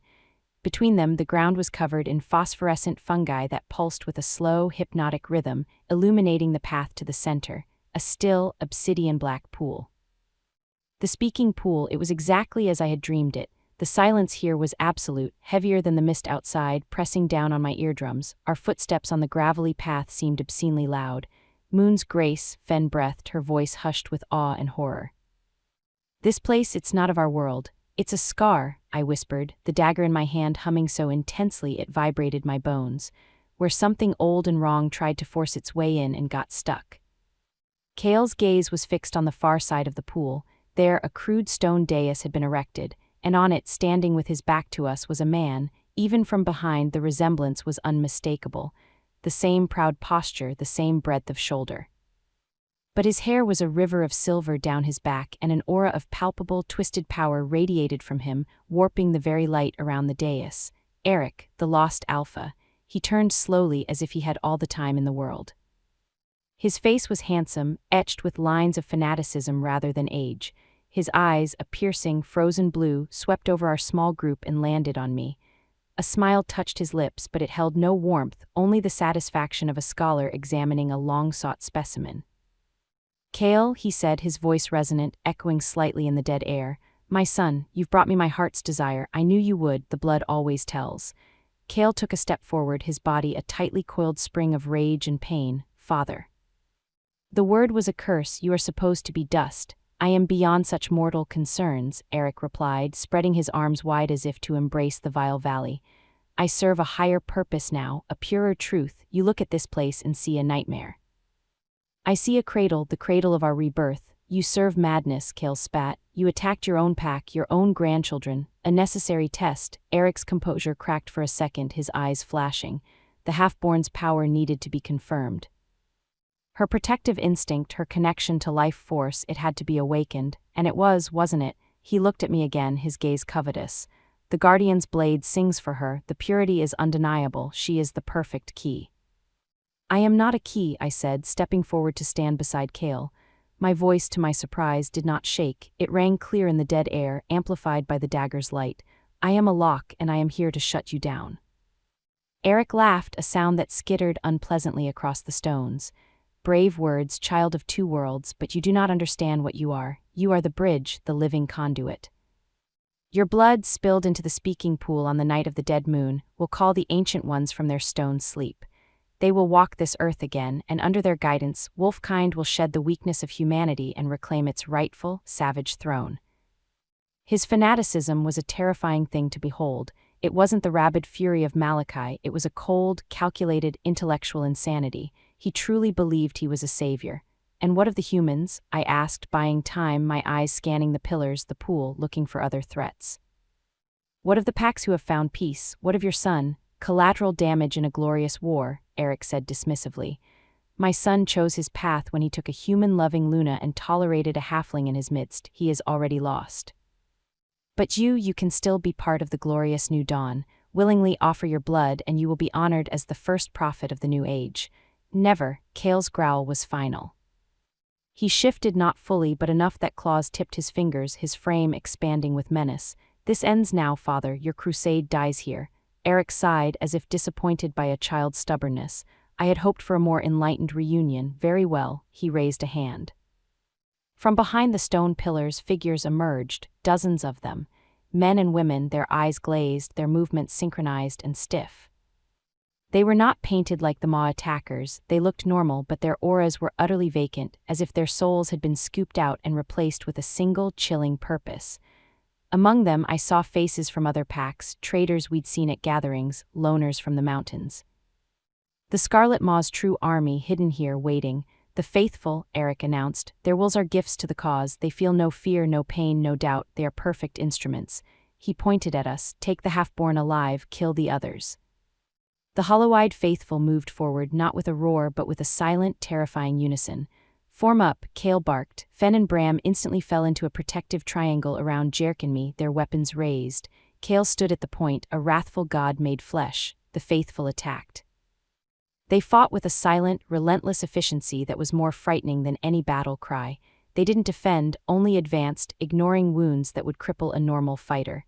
Bram's axe took one in the shoulder, but the man didn't scream, just kept coming until Fen stabbed him through the heart. They don't stop, Fen yelled, parrying a blow from a woman with empty eyes. I held the dagger, but it was useless against these puppets. It purified magical corruption, but these people weren't corrupted, they were emptied. The dagger's light did nothing to them. Kale was a whirlwind of destruction, breaking bones, tossing bodies aside, but for everyone he felled, two more stepped from behind the pillars. We were being overwhelmed by sheer, mindless numbers. The pool, Jerk shouted suddenly, cowering between the twins. In the dreams, the control comes from the pool, it's the source. I looked at the black, still water. In my dream, the voice had come from there, the vines of shadow. It wasn't just a symbol, it was the literal heart of the corruption, the amplifier for Eric's control. While Kale and the twins held the line, I broke from the protective circle and sprinted for the pool's edge. The dagger's hum became a shriek of urgency the closer I got. Ilara, no, Kale roared, but he was pinned by 3 attackers. Eric, watching from his dais, smiled. Yes, come to the source, see its majesty. I reached the black stone lip of the pool. The water was not water. It was thick, viscous, and swirled with captured, screaming shadows. Looking into it was like looking into a pit of condensed nightmares. In its depths I could see faint, colossal shapes, the stone wolves from the pillars, but moving sluggishly, sleeping giants of malice. This was it. The conduit to the ancient ones. I didn't know what to do. Plunged the dagger in, I raised it high. Do it, child, Eric urged, his voice eager. Pour your light into the darkness, it will be the catalyst. Something was wrong. He wanted me to do this. I hesitated, the dagger poised. The humming was a frantic vibration. Think Ilara, my grandmother's voice, not a dream echo, but my own memory. The truest eyes see the shadows between the trees. I wasn't looking at the pool. I was looking at its reflection, and in the still, black surface I saw not the 3 dead moons, but a single, silver crescent, the true moon, somewhere far above this cursed veil, and I saw something else. a pattern in the stonework around the pool almost worn away. Not a spiral of summoning, but a spiral of containment, a seal. This pool wasn't a door to be opened, it was a prison to be kept shut. Eric wasn't trying to wake the Ancient Ones. He was trying to use my guardian's power to break the seal that was keeping them trapped in their stone sleep. He needed my light not as a key, but as a hammer. I lowered the dagger. I looked at Eric and I saw the flash of fury in his icy eyes. I'd figured it out. The seal holds them back, I said, my voice carrying across the battlefield. You don't want to wake them, you want to unleash them. My blood, my power, would shatter the last lock. His smile vanished. Clever girl, a pity, the hard way then. He raised both hands now, not toward the faithful, but toward the pool. He began to chant the same guttural, ancient language Malachi had used, but stronger, more potent. The black water began to churn. The faint shapes within stirred more vigorously. A wave of pure, psychic despair washed out from the pool. Fen cried out, dropping to her knees. Bram staggered. Even Kale faltered, gripping his head. The faithful, unaffected, pressed their advantage. The dagger's light flickered, pressed down by the rising tide of ancient evil. I was the only one still standing straight, protected by the blade's core of purity. But I couldn't fight the faithful, I couldn't reach Eric, and I couldn't let the seal break. The deepest ears hear the heartbeat of the world. I stopped trying to hear with my ears. I closed my eyes. I listened with the part of me that was guardian.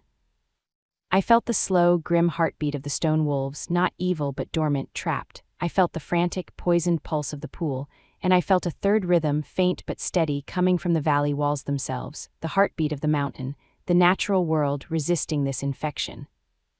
The seal wasn't just in the carvings, it was in the life of this place, what little was left. The glowing fungi, the lichen on the stones, they were clinging on, holding the line. I knew what to do, not to destroy, to heal. I reversed my grip on the dagger. Instead of pointing it at the pool, I knelt and plunged it, not into the black water, but into the living stone of the vale floor, right at the pool's edge, where the containment spiral met the bedrock. No. Eric's scream was one of genuine terror. The guardian's blade sank into the rock as if it were soft clay. A shockwave of pure, silver energy erupted from the point of impact. It didn't radiate out in a blast. It flowed into the spiral carving, tracing its lines with incandescent light. The light raced around the pool's circumference, then shot out along unseen ley lines in the rock, connecting to each of the stone wolf pillars. One by one, the pillars began to glow from within. The slumbering wolf shapes weren't evil, they were ancient guardians, petrified sentinels placed here to contain the corruption in the pool. The black water shrieked, a sound of tangible agony. The shadows within thrashed. Eric's chanting turned into a roar of denial as his connection to the pool's power was severed, the seal reforged and strengthened 100-fold.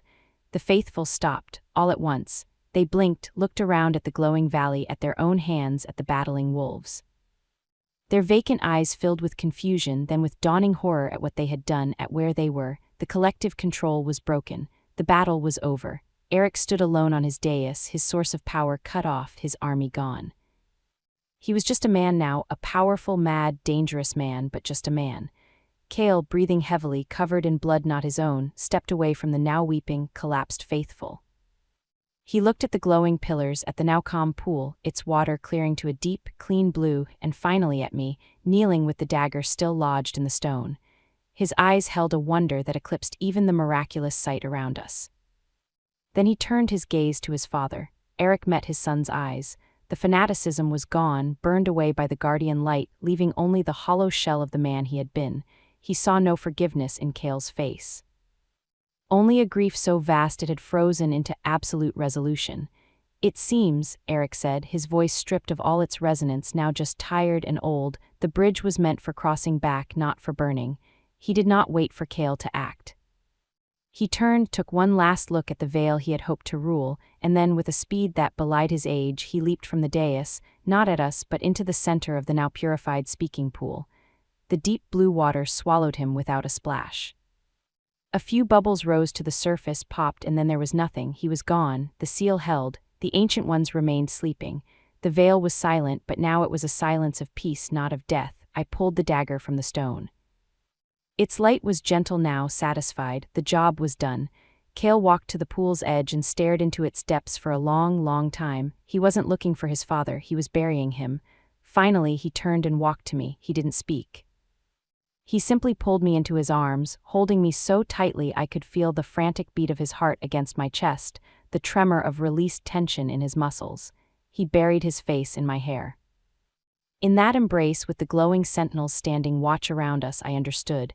We hadn't just won a battle, we had closed a tomb, and in doing so we had irrevocably sealed our own fates together. The path back would be hard. But for the first time we would be walking it side by side into the true light of the living world. Chapter 11, The Return and the Reckoning. The journey out of the veil was like waking from a fever dream. The oppressive mist seemed thinner, less malevolent. The upwards waterfall still flowed, but its scream had dulled to a whisper, and the water had lost its sickly glow, running clear and cold. The dead moon above the crags was gone, replaced by the familiar, comforting face of the true, waxing moon, its silver light a balm after the purple bruise of the vale's sky. We did not leave alone. The faithful 27 men and women from various packs and loner clans followed us in a silent, shame-faced procession. Their minds were their own again, but the memories of what they had done under Eric's compulsion were fresh and horrifying wounds. Jerk walked among them, a quiet guide who understood their trauma better than anyone. Cale led the way, his back straight, but a profound weariness had settled into his bones. The confrontation with his father, the revelation of his betrayal, and the final, stark choice Eric had made, it was a weight he would carry forever. He spoke little, but his eyes often found me, and in their amber depths the storm had passed, leaving a landscape forever changed but solid. When we finally emerged from the howling crags and saw the green of the Nightfang forests in the distance, a collective sigh went through our ragged group. We were alive, we were free, but the world we returned to was not the one we had left. Selene and Derek met us at the border with a full honor guard. Selene's face, initially alight with relief at seeing Cale whole, tightened when she saw the hollow-eyed followers and the grim set of his jaw. She listened in stunned silence as Cale gave a bare-bones report: the veil, the pool, the sentinels, Eric's end. He omitted the details of my role, simply stating, "The Guardian's power sealed the corruption. The threat is ended." The faithful were taken in, not as prisoners, but as victims needing healing and counseling. Eliza's skills would be stretched to their limits, tending to wounds of the body and the spirit. It was when we reached the compound that the true tension began. Ronan and his Northern Wind delegation were waiting on the Alpha House porch. Ronan's expression was one of polite curiosity, but his pale green eyes missed nothing: the exhausted warriors, the traumatized strangers, the way Cale's hand stayed near the small of my back. "Welcome back, Alpha Cale," Ronan said smoothly. "Your diplomatic mission appears to have been eventful and successful, I trust. The threat of the Scarlet Maw is permanently neutralized," Cale stated, his voice carrying the full authority of his title. "Their leader is dead, their source of power is sealed, the alliance between our packs held." It was a masterful bit of political phrasing, crediting the alliance for a victory Ronan had no part in. Ronan's smile didn't reach his eyes. "Splendid news, then the purpose of our visit is concluded. We shall take our leave at dawn." His gaze slid to me, lingering on the dagger now sheathed at my hip. "Though before we go, I wonder if I might have a private word with the Guardian. There are matters of historical significance my pack's lorekeepers would be fascinated to discuss." It was a thinly veiled request for access to me and the blade, a demand cloaked in courtesy. "The Guardian is exhausted from her efforts," Cale said, his tone leaving no room for argument. "Her place is here, recovering with her pack. You may convey our findings to your lorekeepers." A flicker of annoyance crossed Ronan's face, quickly masked. "Of course, her health is paramount." He gave a shallow bow. "Until the morning, then." That night, a formal feast was held in the Great Hall, not a wild celebration, but a somber ceremony of gratitude and mourning. We mourned the warriors lost in the initial attack. We mourned the minds and lives stolen by the Maw, and in a quiet, private corner of his heart, Cale mourned the father he had to lose twice. I was seated at the high table between Cale and Selene. The pack's eyes were on me all night, but the curiosity had transformed. It was no longer "who is she?" but "what is she, and what does her presence mean for us?" I was no longer the human outsider or the puzzling halfling. I was the Guardian who had walked into a mountain of nightmares and walked back out with the dawn. When the feast wound down, Cale stood. The hall fell silent. "Pack of Nightfang," he began, his voice resonating in the hushed space. "We have faced a shadow that sought to consume us from without and corrupt us from within. We have lost much, but we have uncovered truths and we have forged strength in the fires of treachery. He paused, his gaze sweeping the room. There is a new truth among us, a truth that has been here all along, unrecognized. Alara, all eyes turned to me, my face flamed. She came to us under a debt of honor. She stayed because she had nowhere else to go, but she has earned her place. Not through birth but through blood, not through demand but through sacrifice. She faced fire to save our future. She faced ancient evil to secure our tomorrow. Her heart is pack, her spirit is guardian. And by the laws of our ancestors and the will of the moon herself, she is under the eternal protection and honor of the Alpha pair. He turned to Selene, who rose gracefully beside him. She took my hand, her touch firm and cool. From this night forward, Selene announced, her clear voice weaving through the silence, Alara is recognized as guardian of the Nightfang pack. Her voice will be heard in council on matters of the spirit and the land. Her safety is the safety of the pack. Her honor is our honor. It was an official proclamation, a title, a purpose. My throat closed with emotion. I had spent a lifetime belonging nowhere. Now I belonged to something. I had a function, a name beyond the human. Kale's eyes met mine, and in them was a promise that went beyond titles, a private vow sealed in the public ceremony. Later, in the quiet of the garden behind the Alpha house, I found him staring at the moon. He didn't turn as I approached. Guardian, he said, the word a soft caress on the night air. It's just a title, I murmured, coming to stand beside him. It's not, he said, finally looking at me. The moonlight etched the strong planes of his face, the new lines of sorrow and resolve. It's a fact. It's what you were always meant to be. He reached out, his fingers brushing a strand of hair from my cheek. The mate bond hummed between us, a live wire of connection. The title just lets the rest of the world see it. And what about us? The question was a whisper, fragile as the night-blooming flowers around us. What does the world see about that? His hand cupped my cheek, his thumb stroking my skin. The world sees an alpha and his guardian, a partnership, a balance. His voice dropped, raw with emotion. I see my mate, the other half of my soul, the one my wolf chose. Politics, titles, traditions, they are cages built by wolves who never found their true match. I will not live in a cage, Alara, not anymore. He leaned his forehead against mine, a gesture of breathtaking intimacy. Selene understands, our bond is one of respect and shared duty. Our friendship is deep, but this between you and me, this is the moon's own design. I will not deny it, I will not hide it. Tears, hot and silent, spilled from my eyes. They were tears of release, of a fear finally laid to rest. He wasn't asking me to be a secret. He was claiming me in the moonlight, before the gods and his own conscience. We stood like that for a long time, under the silent, watchful moon. The future was still a tangled path, integrating the faithful, managing relations with packs like the northern wind, rebuilding what was broken. But for that one perfect moment, there was no past heavy with lies and no future fraught with danger. There was only the present, the moon, the garden, and the two of us, a human guardian and her wolf alpha, bound by a truth stronger than blood or magic. The peace was shattered by the sound of running feet. Derek rounded the corner, his face etched with urgency. Alpha, guardian, forgive the intrusion, it's Ronan. Kale straightened, his hand falling from my face, the alpha instantly present. What about him? He's gone, slipped his guards. And Derek's gaze shot to me, filled with apology and alarm. He took it, the guardian's blade, it's missing from your quarters. The warmth of the moment evaporated, replaced by an icy dread. Ronan hadn't wanted to talk history. He wanted the one object in the world that could counteract ancient corruptions, or perhaps, in the wrong hands, exploit them. Our victory in the Vale hadn't ended the game, it had just changed the players.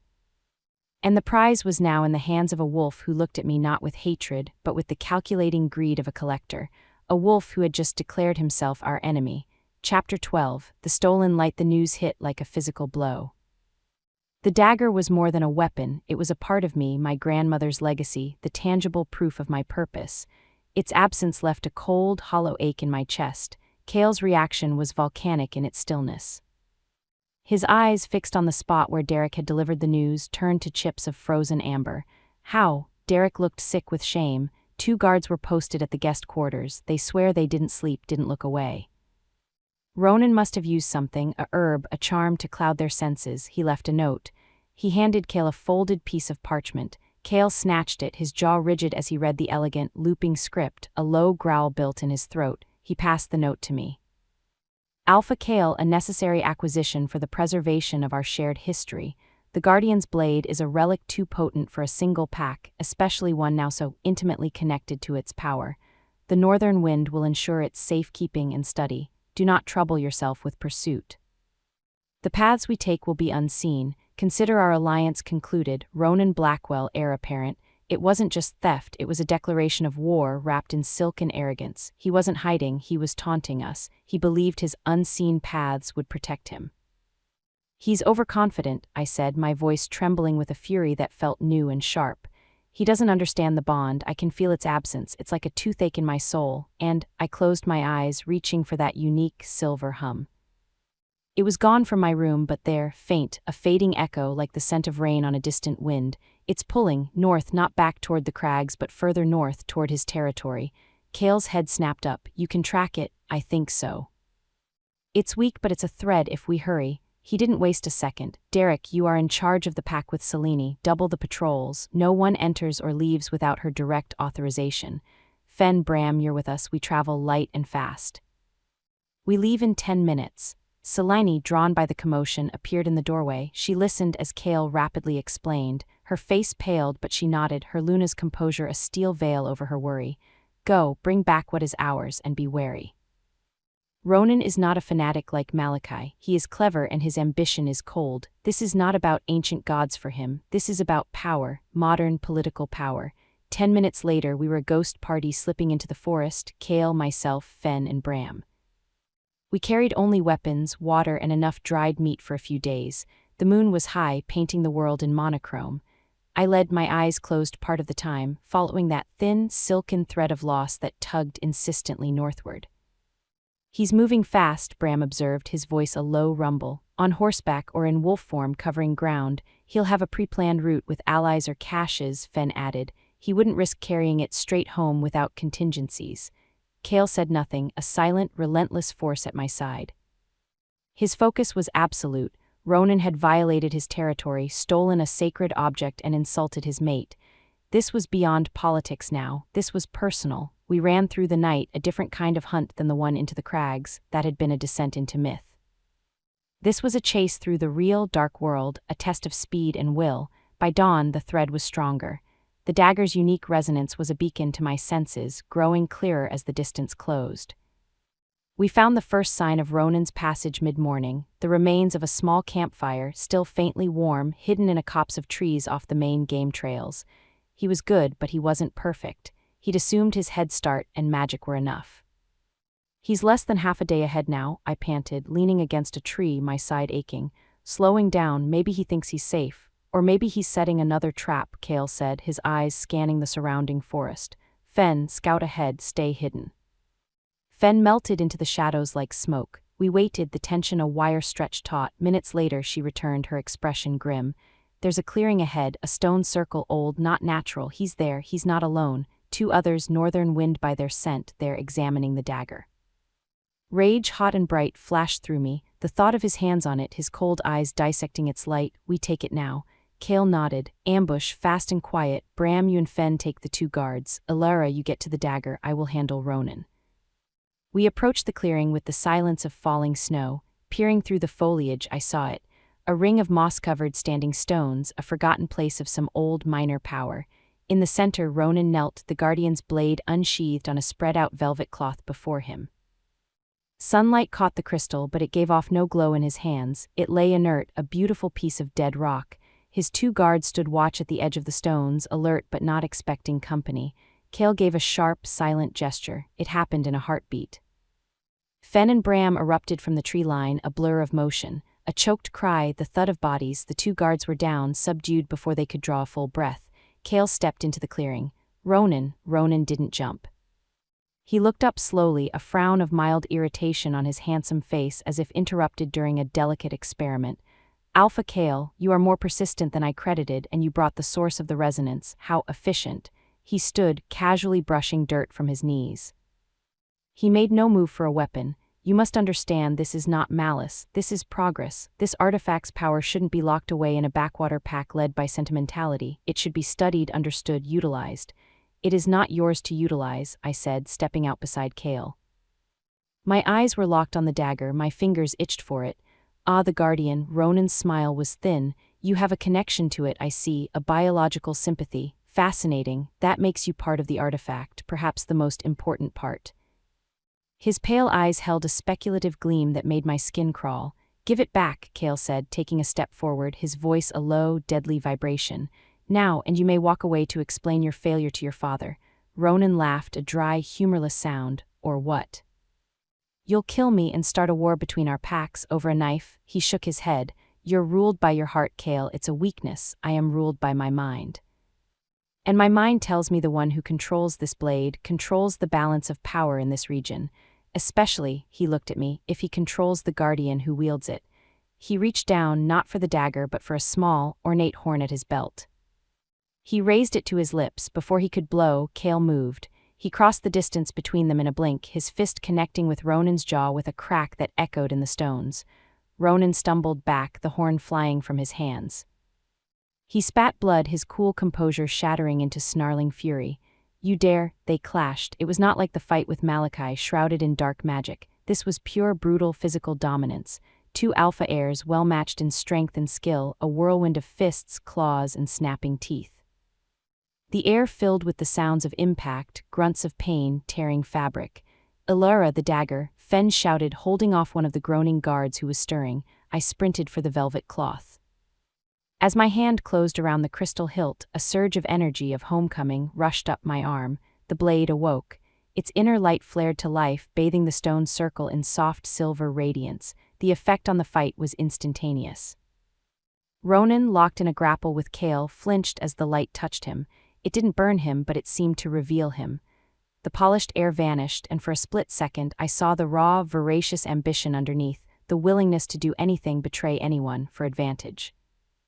The light judged him and found him wanting. He hissed, recoiling as if scalded. It was the opening Kale needed. Kale landed a blow to Ronan's sternum, driving the air from his lungs. As Ronan doubled over, Kale grabbed him by the throat and slammed him against one of the standing stones. He held him there, feet dangling. The alliance, Kale growled, his face inches from Ronan's, is not concluded, it is forfeited. You have until sunset to be out of Nightfang territory. If you or any of your wolves are seen again, it will be considered an act of war, and if you ever look at my guardian again with anything but respect, I will tear your eyes out and feed them to you. Do you understand? Ronan, gasping for air, could only manage a jerky nod, his face mottled with rage and humiliation. Kale dropped him. Ronan collapsed to the ground, coughing. Kale turned his back on him, the ultimate dismissal. He walked to me, his gaze dropping to the glowing dagger in my hand. The fury in his eyes softened, replaced by a profound relief. He placed his hand over mine on the hilt. Our combined touch made the blade's light pulse warm and bright. Let's go home, he said quietly. We left Ronan in the stone circle, clutching his throat, his stolen prize lost, his pride in tatters. We bound his guards and left them for him to tend to. The journey back was lighter, the weight of the dagger a comfort on my hip. But a new tension hummed in the air. Ronan was not an enemy who would slink away and forget. He was humiliated, ambitious, and now had a personal vendetta. He will try again, I said as we walked. Not for the dagger maybe, but for revenge, for the perceived slight. I know, Kale said, his hand finding mine, our fingers interlacing. Let him try. The Nightfang pack has faced ancient nightmares and a father's betrayal. We will not be intimidated by the spite of a spoiled princeling. He looked at me, and the love in his eyes was a fierce, protective thing. We have the light, we have the truth, and we have each other. That is a stronger fortress than any he can build. As we crossed back into Nightfang territory, the thread of connection to the dagger snapped back into place, whole and strong. The stolen light was returned, but the world outside our borders had grown darker, sharper, more dangerous. We had sealed away an ancient evil, only to have a modern, cunning one rise to take its place. The peace we had bought was fragile, and the guardians of that peace would need to be ever vigilant. Together, Chapter 13, The New Dawn's Burden. The return to the Nightfang compound was triumphant but sober. Word of Ronan's theft and humiliation spread through the pack like wildfire, sparking outrage and a fierce, bristling pride. The Guardian's blade was back where it belonged, and their alpha had defended what was ours with ruthless clarity. But beneath the pride lay a new, watchful anxiety. The northern wind pack was not the Scarlet Maw, but they were a powerful, neighboring enemy with a grievance. In the days that followed, a new rhythm settled over the pack, a rhythm of vigilant peace. Patrols were constant and widespread. The borders were marked not just with scent, but with reinforced watchposts. The faithful, under Eliza and Jerk's gentle guidance, began the long, painful process of healing. Some chose to return to their homes, carrying messages of the Maw's true end. Others, with nowhere to go or too shattered to leave, were slowly, cautiously integrated, their skills put to use rebuilding what had been damaged. My life transformed. The title of guardian was not ceremonial. I had a seat on the pack council, not as a ruler, but as an advisor. My domain was the spirit of the territory, the health of the forests, the purity of the water, the subtle signs of imbalance. I walked the borders with Kale, not as a protected charge, but as a partner using different senses. I could feel a blighted patch of earth before the plants wilted, sense the unease in the game trails before the deer fled. The pendant no longer felt like a mystery, it was a tuning fork, and I was learning to hear its song. My relationship with Kale and Selene settled into a complex, profound harmony. Selene was the Luna, the gracious hostess, the shrewd political mind, and the devoted mother. Our bond was one of deep mutual respect and growing sisterhood. She never looked at me with jealousy, only with a quiet gratitude that I eased a burden she had long carried alone, the burden of being Kale's sole emotional support in a role that crushed solitude upon him.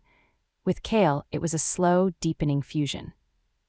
The mate bond was no longer a shocking revelation, but the bedrock of our days. We didn't need grand declarations.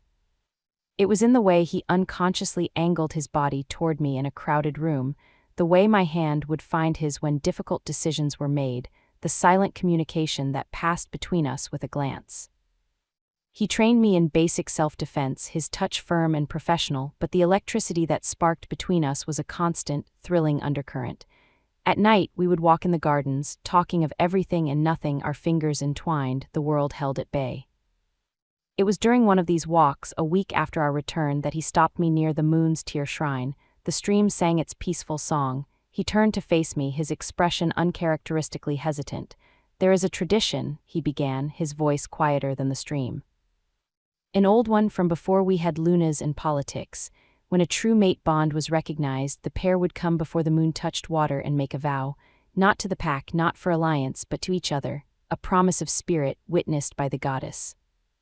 My heart stuttered. What kind of vow? He took both my hands in his. They were warm, solid, scarred. A vow of partnership, of shared strength, that one will be the other's shield in darkness and their resting place in peace. That their hearts will beat as one for the pack, but their souls are knit together for themselves. He searched my face. "It doesn't change anything the world sees. Selene is still Luna, you are still guardian, but it would change everything for us. It would be our truth spoken aloud to the moon." Tears blurred my vision. This was what I had never dared to dream of, not just acceptance, but a sacred recognition of what we were. "Yes," I whispered, the word barely a breath. 1,000 times yes. He smiled then, a true, unfettered smile that lit his amber eyes from within. He led me to the edge of the shrine. Under the waxing moon, with the ancient stones as witness, we knelt on the cool moss. He spoke first, his gaze locked on mine, his voice resonant with sincerity. "Moon goddess, hear me. I, Kale, Alpha of Nightfang, offer my spirit to my true mate, Elara. I vow to be her strength when hers falters, her courage when fear whispers, her sanctuary in all storms. My heart is hers, my loyalty is hers, my life is hers to guard. This I swear on the silver light and the running water." Emotion swelled in my chest, a tide of love and belonging so fierce it stole my breath. I swallowed, finding my voice. "Moon goddess, hear me. I, Elara, guardian of Nightfang, offer my spirit to my true mate, Kale. I vow to be his clarity when the path is dark, his compassion when duty hardens, his truth when echoes deceive. My heart is his, my loyalty is his, my light is his to share. This I swear on the amber and the living wood." As the last word left my lips, a soft, silver mist rose from the stream, coiling around our joined hands before dissipating into the night air. A sense of profound rightness, of a lock clicking perfectly into place, settled over us. The bond wasn't just acknowledged, it was consecrated. He leaned forward and pressed his forehead to mine, our breaths mingling. No kiss, just this ultimate intimacy of shared space, shared breath, shared soul. "Mine," he whispered, the word a vow in itself. "And mine," I echoed, we returned to the house hand in hand, a new, unshakable serenity between us. Selene met us in the hall. She took one look at our faces, at the peaceful certainty in our eyes, and her own face softened with understanding and joy. She embraced us both. "The pack is blessed," she said simply. "Peace, however, is not a static thing. It is a garden that requires constant tending." The first weed appeared 3 days later. A hunting party returned from the western border with grim news. They'd found a dead wolf, not one of ours, not one of Northern Wind's, a loner. Its body was unmarked by violence, but it was curled in on itself as if in profound terror, its eyes wide and blank, and around it, in a perfect circle, every plant was withered and black. I went with Kale to see it. The moment we approached the clearing, a wave of nausea hit me. It wasn't a scent, it was a feeling, a hollow, sucking emptiness, a void where life should be. "This is not natural," I said, my voice tight. I unsheathed the guardian's blade. It didn't glow in response to this. It dimmed, as if the light was being drained away just by proximity. "This is an absence, a theft. Something drained the life from this spot, from that wolf." Kale knelt, examining the ground. No tracks, no scent of another animal. Magic. "Darker than the maw," I murmured, the cold dread from the veil returning. Theirs was a corrupting presence. "This is just consumption." I remembered Malachi's final, gasped words. "The Ancient Ones are waking," and Eric's plan to use my blood to break a seal. What if the seal we reinforced in the veil wasn't the only one? What if breaking part of it had stirred something else, something that fed on life itself? The second sign came that very night. A nightmare not just for me, but for every wolf in the pack with a strong connection to the moon.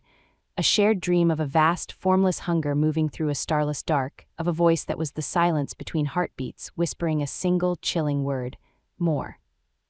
We woke as one, the entire compound echoing with startled howls and whimpers. In the nursery, the twin pups were wailing inconsolably. Standing on the porch with Kale and Selene, watching the pack try to calm itself under the now sinister moon, I knew. The battle with the Scarlet Maw had been a war against a twisted future. This was something older, a pestilence from a forgotten past, and our actions in the Vale in stopping one catastrophe might have inadvertently attracted the attention of another. Kale's hand found mine, his grip tight. "What is it, Alara? What do you feel?" I looked from his worried face to Selene's pale one, to the frightened pack below. The weight of my title, of my power, settled on my shoulders not as an honor but as a dire responsibility. "I feel a shadow," I said, my voice hollow with the truth. "A shadow that our light has drawn. The fight with Ronan, the politics, the theft, it was a distraction, a petty squabble."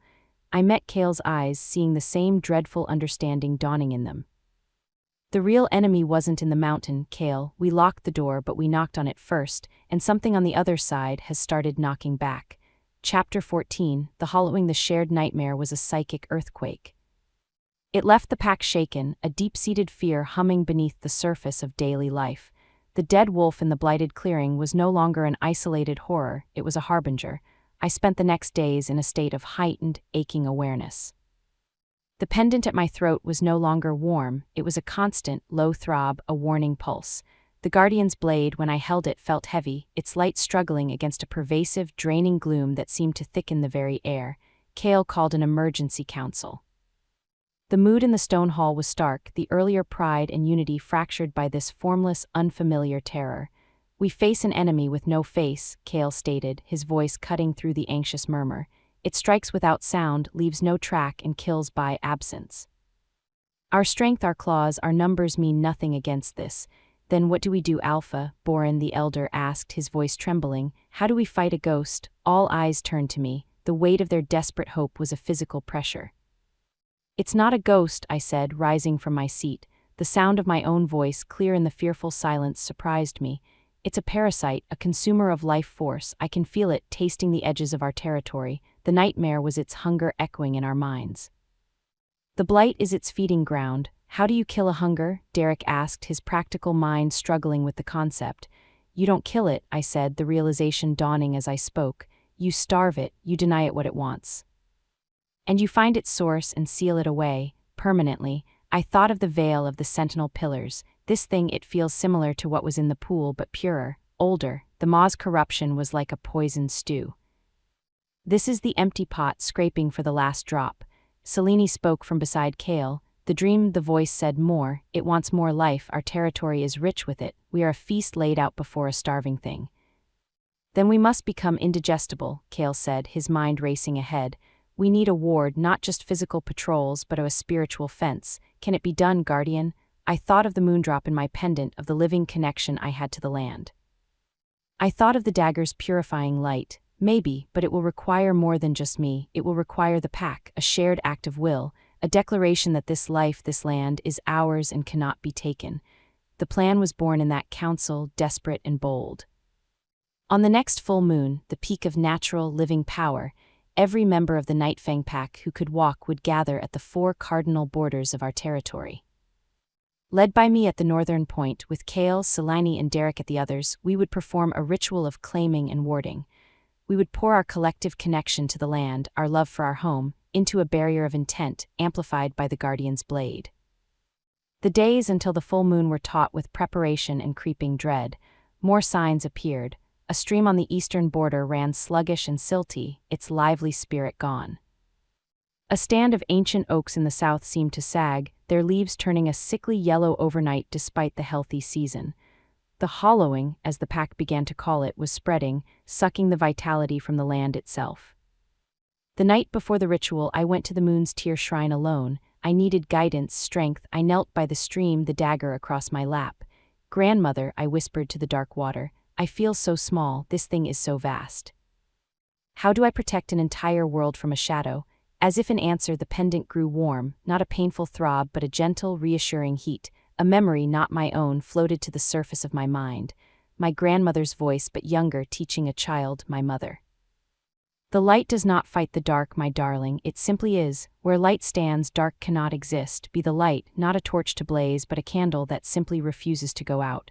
Be the light, not a weapon, but a presence. A presence that needed an anchor, an idea, wild and terrifying, took root. The ritual tomorrow would be a fence, but fences could be scaled, eroded, broken. What if we planted a seed of permanent light, a source? The full moon rose, vast and luminous, a defiant silver coin against the star-dusted sky. The pack gathered at the 4 points, a silent, solemn river of wolves in both forms.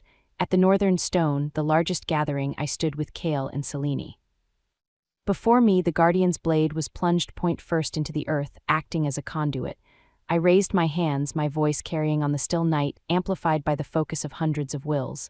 Hear us, land that feeds us, hear us, moon that guides us, we are Nightfang. This soil is our strength, these trees are our shelter, these waters are our life, we are bound to you and you to us. Across the territory, I felt the other points ignite, Kale's fierce protectiveness in the west, Selene's nurturing steadfastness in the south, Derek's unwavering loyalty in the east. Their emotions, their power, flowed toward me, a converging torrent of psychic energy. I channeled it all into the dagger. The crystal blade blazed, not with a contained light, but with a radiance that shot into the sky like a silver pillar, then arced out, connecting to the other 3 points in a shimmering, dome-like lattice of pure, defiant life energy over the entire territory. A collective gasp went up from the pack, they could see it. The ward was visible, a gentle, moonlit shimmer in the air. For a moment it was beautiful, a triumph. Then from the forest beyond the northern border the darkness pushed back. It wasn't an attack. It was a pressure, a vast, cold, hungry leaning against our newborn ward. The shimmering dome groaned inwardly. The brilliant light of the dagger flickered. I felt the pack's collective will strain, a muscle pushed to its limit. Hold, Kale's roar echoed across the mental connection. But I could feel it, the hollowing was too big, too ancient. Our ward was a soap bubble against a tidal wave. It would hold for minutes, maybe an hour, before it popped. And the backlash would shatter the pack's spirit completely. My grandmother's words came back. A candle that simply refuses to go out, a fence could break, but a seed planted deep in the heart of the territory could grow. This was the wild idea. It was madness. It might kill me. I didn't hesitate. I pulled the dagger from the earth. The ward shuddered, its light dimming. Cries of alarm rose around me. Ilara, what are you doing? Kale's mental shout was frantic. Changing the game, I cried aloud. I reversed my grip on the blade, not to strike out, but to turn inward. This was the ultimate act of a guardian. Not to wield the light, but to become the vessel for it. With a prayer to the moon and a thought of my pack, my mate, my home, I plunged the guardian's blade not into the earth, but into my own chest. There was no pain, only a blinding, all-consuming fullness. A shockwave of pure, silvery energy erupted from me, but it didn't radiate outwards to form a barrier. It shot downwards, through my feet into the bedrock, into the deep, ancient heartlines of the territory. I was the lightning rod. I was the taproot. I felt my consciousness expand, terrifyingly, gloriously. I was the rustle of every leaf in the forest. I was the flow of every stream. I was the heartbeat of every sleeping animal, the breath of every pack member. I was the territory, and the territory was me. The hovering, hungry pressure of the hollowing recoiled. It couldn't consume this. This light wasn't an offering on the surface. It was woven into the very fabric of the land now. To consume the land, it would have to consume me. And I was not alone. I felt Kale's spirit slam into mine, not with force but with a merger of absolute trust and love. He poured his alpha's strength, his unwavering will, into the union, then Seleni's calm, deep-rooted resilience. Then Derek's, Fenn's, Bram's, Eliza's, Kaya's one by one, then in a rushing flood, every single member of the Nightfang pack joined their will to mine. We were not a fence, we were a forest, deep-rooted, interconnected, countless individual lives forming an immovable whole. The hollowing pressed once more, a final, furious assault, but it was like the tide trying to erode a mountain. There was nothing to grab, nothing to drain. The light was not on the land was the light. With a soundless shriek of frustration that echoed only in the spirit realm, the pressure vanished. The oppressive gloom lifted. The stars seemed to shine brighter overhead. The forest around the border stones sighed, and the leaves on the blighted oaks shivered, a faint, green hue returning to their tips. The dagger's hilt was warm against my chest. I looked down. The crystal blade was gone, dissolved into that final, radiant pulse. But I could feel its power thrumming inside me, merged with my own, a permanent part of the land's heartbeat. I swayed. Kale was there in an instant, catching me as my knees buckled. His face was etched with terror and awe. "Alara, the blade, you? It's okay," I whispered, my voice weak but sure. I placed my hand over his, where it rested over the place the blade had entered. There was no wound, no scar, just a warm, steady glow beneath my skin.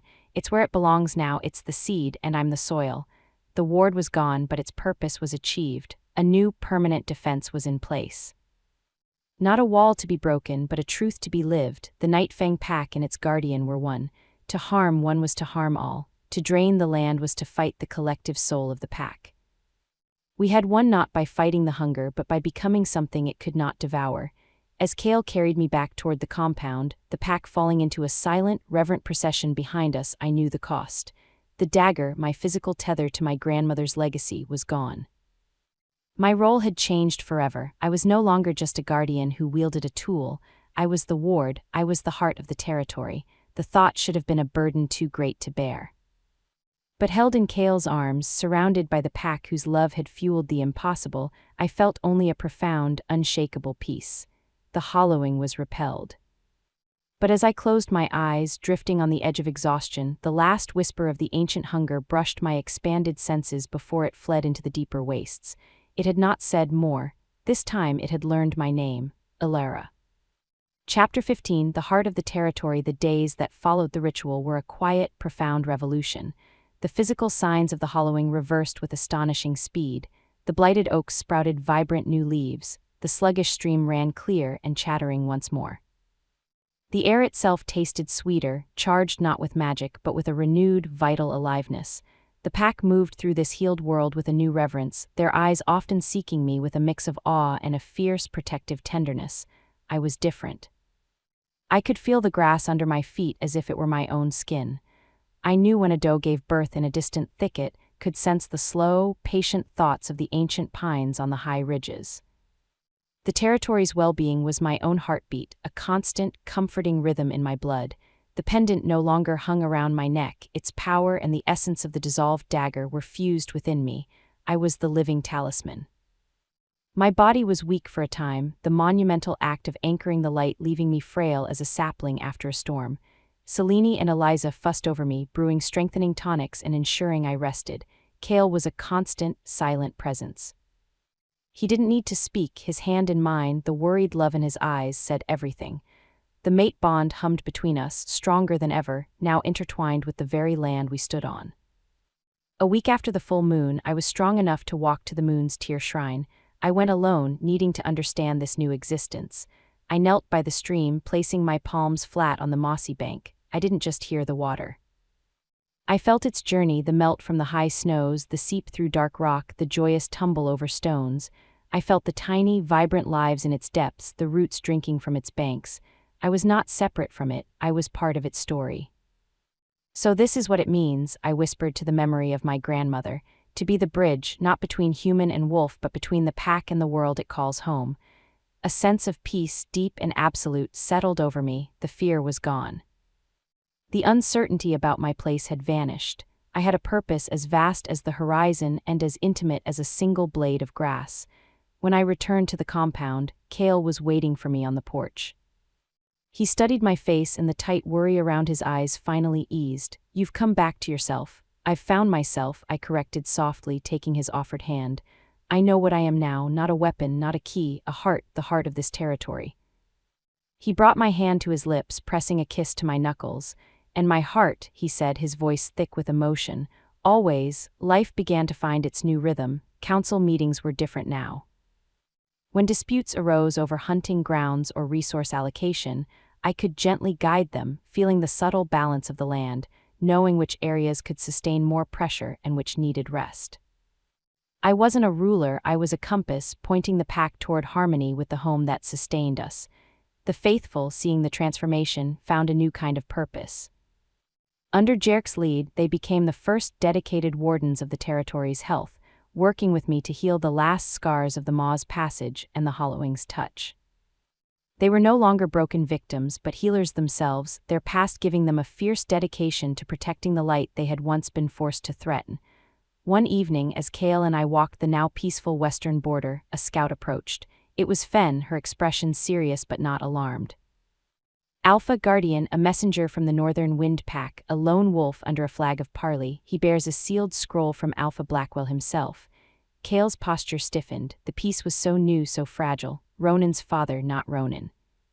"Ronan is confined to his quarters, according to the messenger, for actions unbecoming of an heir," Fen reported, a hint of satisfaction in her voice. We received the messenger in the formal greeting room. The wolf, an older, solemn male, offered the scroll with a respectful bow, his eyes carefully avoiding direct challenge. Cale broke the seal and read, his face impassive. He handed it to me. The script was formal, precise. Alpha Thuron Blackwell expressed his profound regret for the actions of his son. He disavowed Ronan's theft and his unsanctioned aggression. He acknowledged the new and potent reality of the Nightfang Pack and its guardian. He did not ask for renewed alliance. Instead, he proposed a simple, permanent truce. A recognition of borders, a promise of non-aggression. It was a document of cold, practical respect born not from friendship, but from the understanding that we were no longer a pack to be manipulated or bullied. Cale looked at me. "Your light has changed the geography of power, Alara. They are not our friends, but they will now be cautious neighbors. That is a victory." I nodded. It was enough. We did not need their friendship. We had our home, our strength, our unity. The truce was signed without ceremony. The Northern Wind Messenger left, and a tangible lightness descended on the pack. The last external threat had been neutralized, not by war, but by the undeniable fact of what we had become. That night, under a sky ablaze with stars, the pack gathered not for a feast, but for a quiet gathering in the central clearing. There was no grand fire, only the soft glow of moonlight and a few scattered lanterns. Selene stood, holding her twins, now robust and curious toddlers. The pack fell silent. "We have passed through fire and shadow," Selene said, her voice carrying gently. "We have faced the corruption of our own history and the hunger of ancient voids. We have been tested, broken, and remade." She looked at Cale, then at me, a smile touching her lips. "We are not the pack we were a season ago. We are stronger, we are wiser, and we are whole in a way we never were before." She stepped forward and placed a hand on my shoulder. "We have a new center, a new heart, not just an alpha who leads, but a guardian who nourishes. This is our new truth, this is our strength." A soft, collective murmur of agreement rose from the pack, a sound of pure, unwavering acceptance. Cale then stood beside me, facing his people.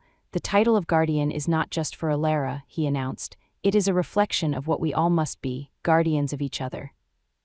Guardians of this land that shelters us. From this night, let every wolf in Nightfang see themselves as a keeper of the light we have planted, for it is in all of us, it is what binds us." He took my hand and raised it, our joined fingers lifted toward the moon. "Behold the heart of your territory, my mate, your guardian," and the pack as one did not cheer. They bowed their heads in a gesture of deep, reverent respect. Then they lifted their voices in a single, harmonious howl, not of battle, not of warning, but of belonging. A song of home, woven from hundreds of souls, washing over us like a blessing. Later, in the quiet of our shared chamber in the Alpha house, Kale held me close by the window. The compound slept peacefully below. The twin moons of our bond, his fierce love, my steady light, were in perfect alignment. "Are you happy, Alara?" he asked, his chin resting on my hair. I looked out at the slumbering territory, feeling its peaceful dreams as my own. I felt the solid beat of his heart against my back, the unbreakable bond that tied us. I thought of Seleni's friendship, of the pack's trust, of my grandmother's legacy finally fulfilled. "I am home," I said, and it was the truest word I had ever spoken. "I am not just in my place, I am the place, and you are here with me." "That is more than happiness, Kale, that is everything." He turned me to face him, his amber eyes reflecting the starlight. "Then this is our forever," he vowed. "Alpha and guardian, mate and heart, guarding this peace, this light, for all the days to come." Outside, a gentle wind sighed through the pines, carrying the scent of healthy earth and blooming night flowers. Somewhere, a wolf howled softly, a contented sigh into the darkness. It was not a cry of loneliness, but a note in the quiet song of a territory at peace. The shadows were gone, the secrets were told, the battles were won. What remained was the dawn, not a single brilliant sunrise, but the promise of 10,000 quiet mornings to come, each guarded by love, each rooted in light. And in the center of it all, a human heart and a wolf's spirit, forever entwined, beat as one. Like, subscribe, and comment for part 2.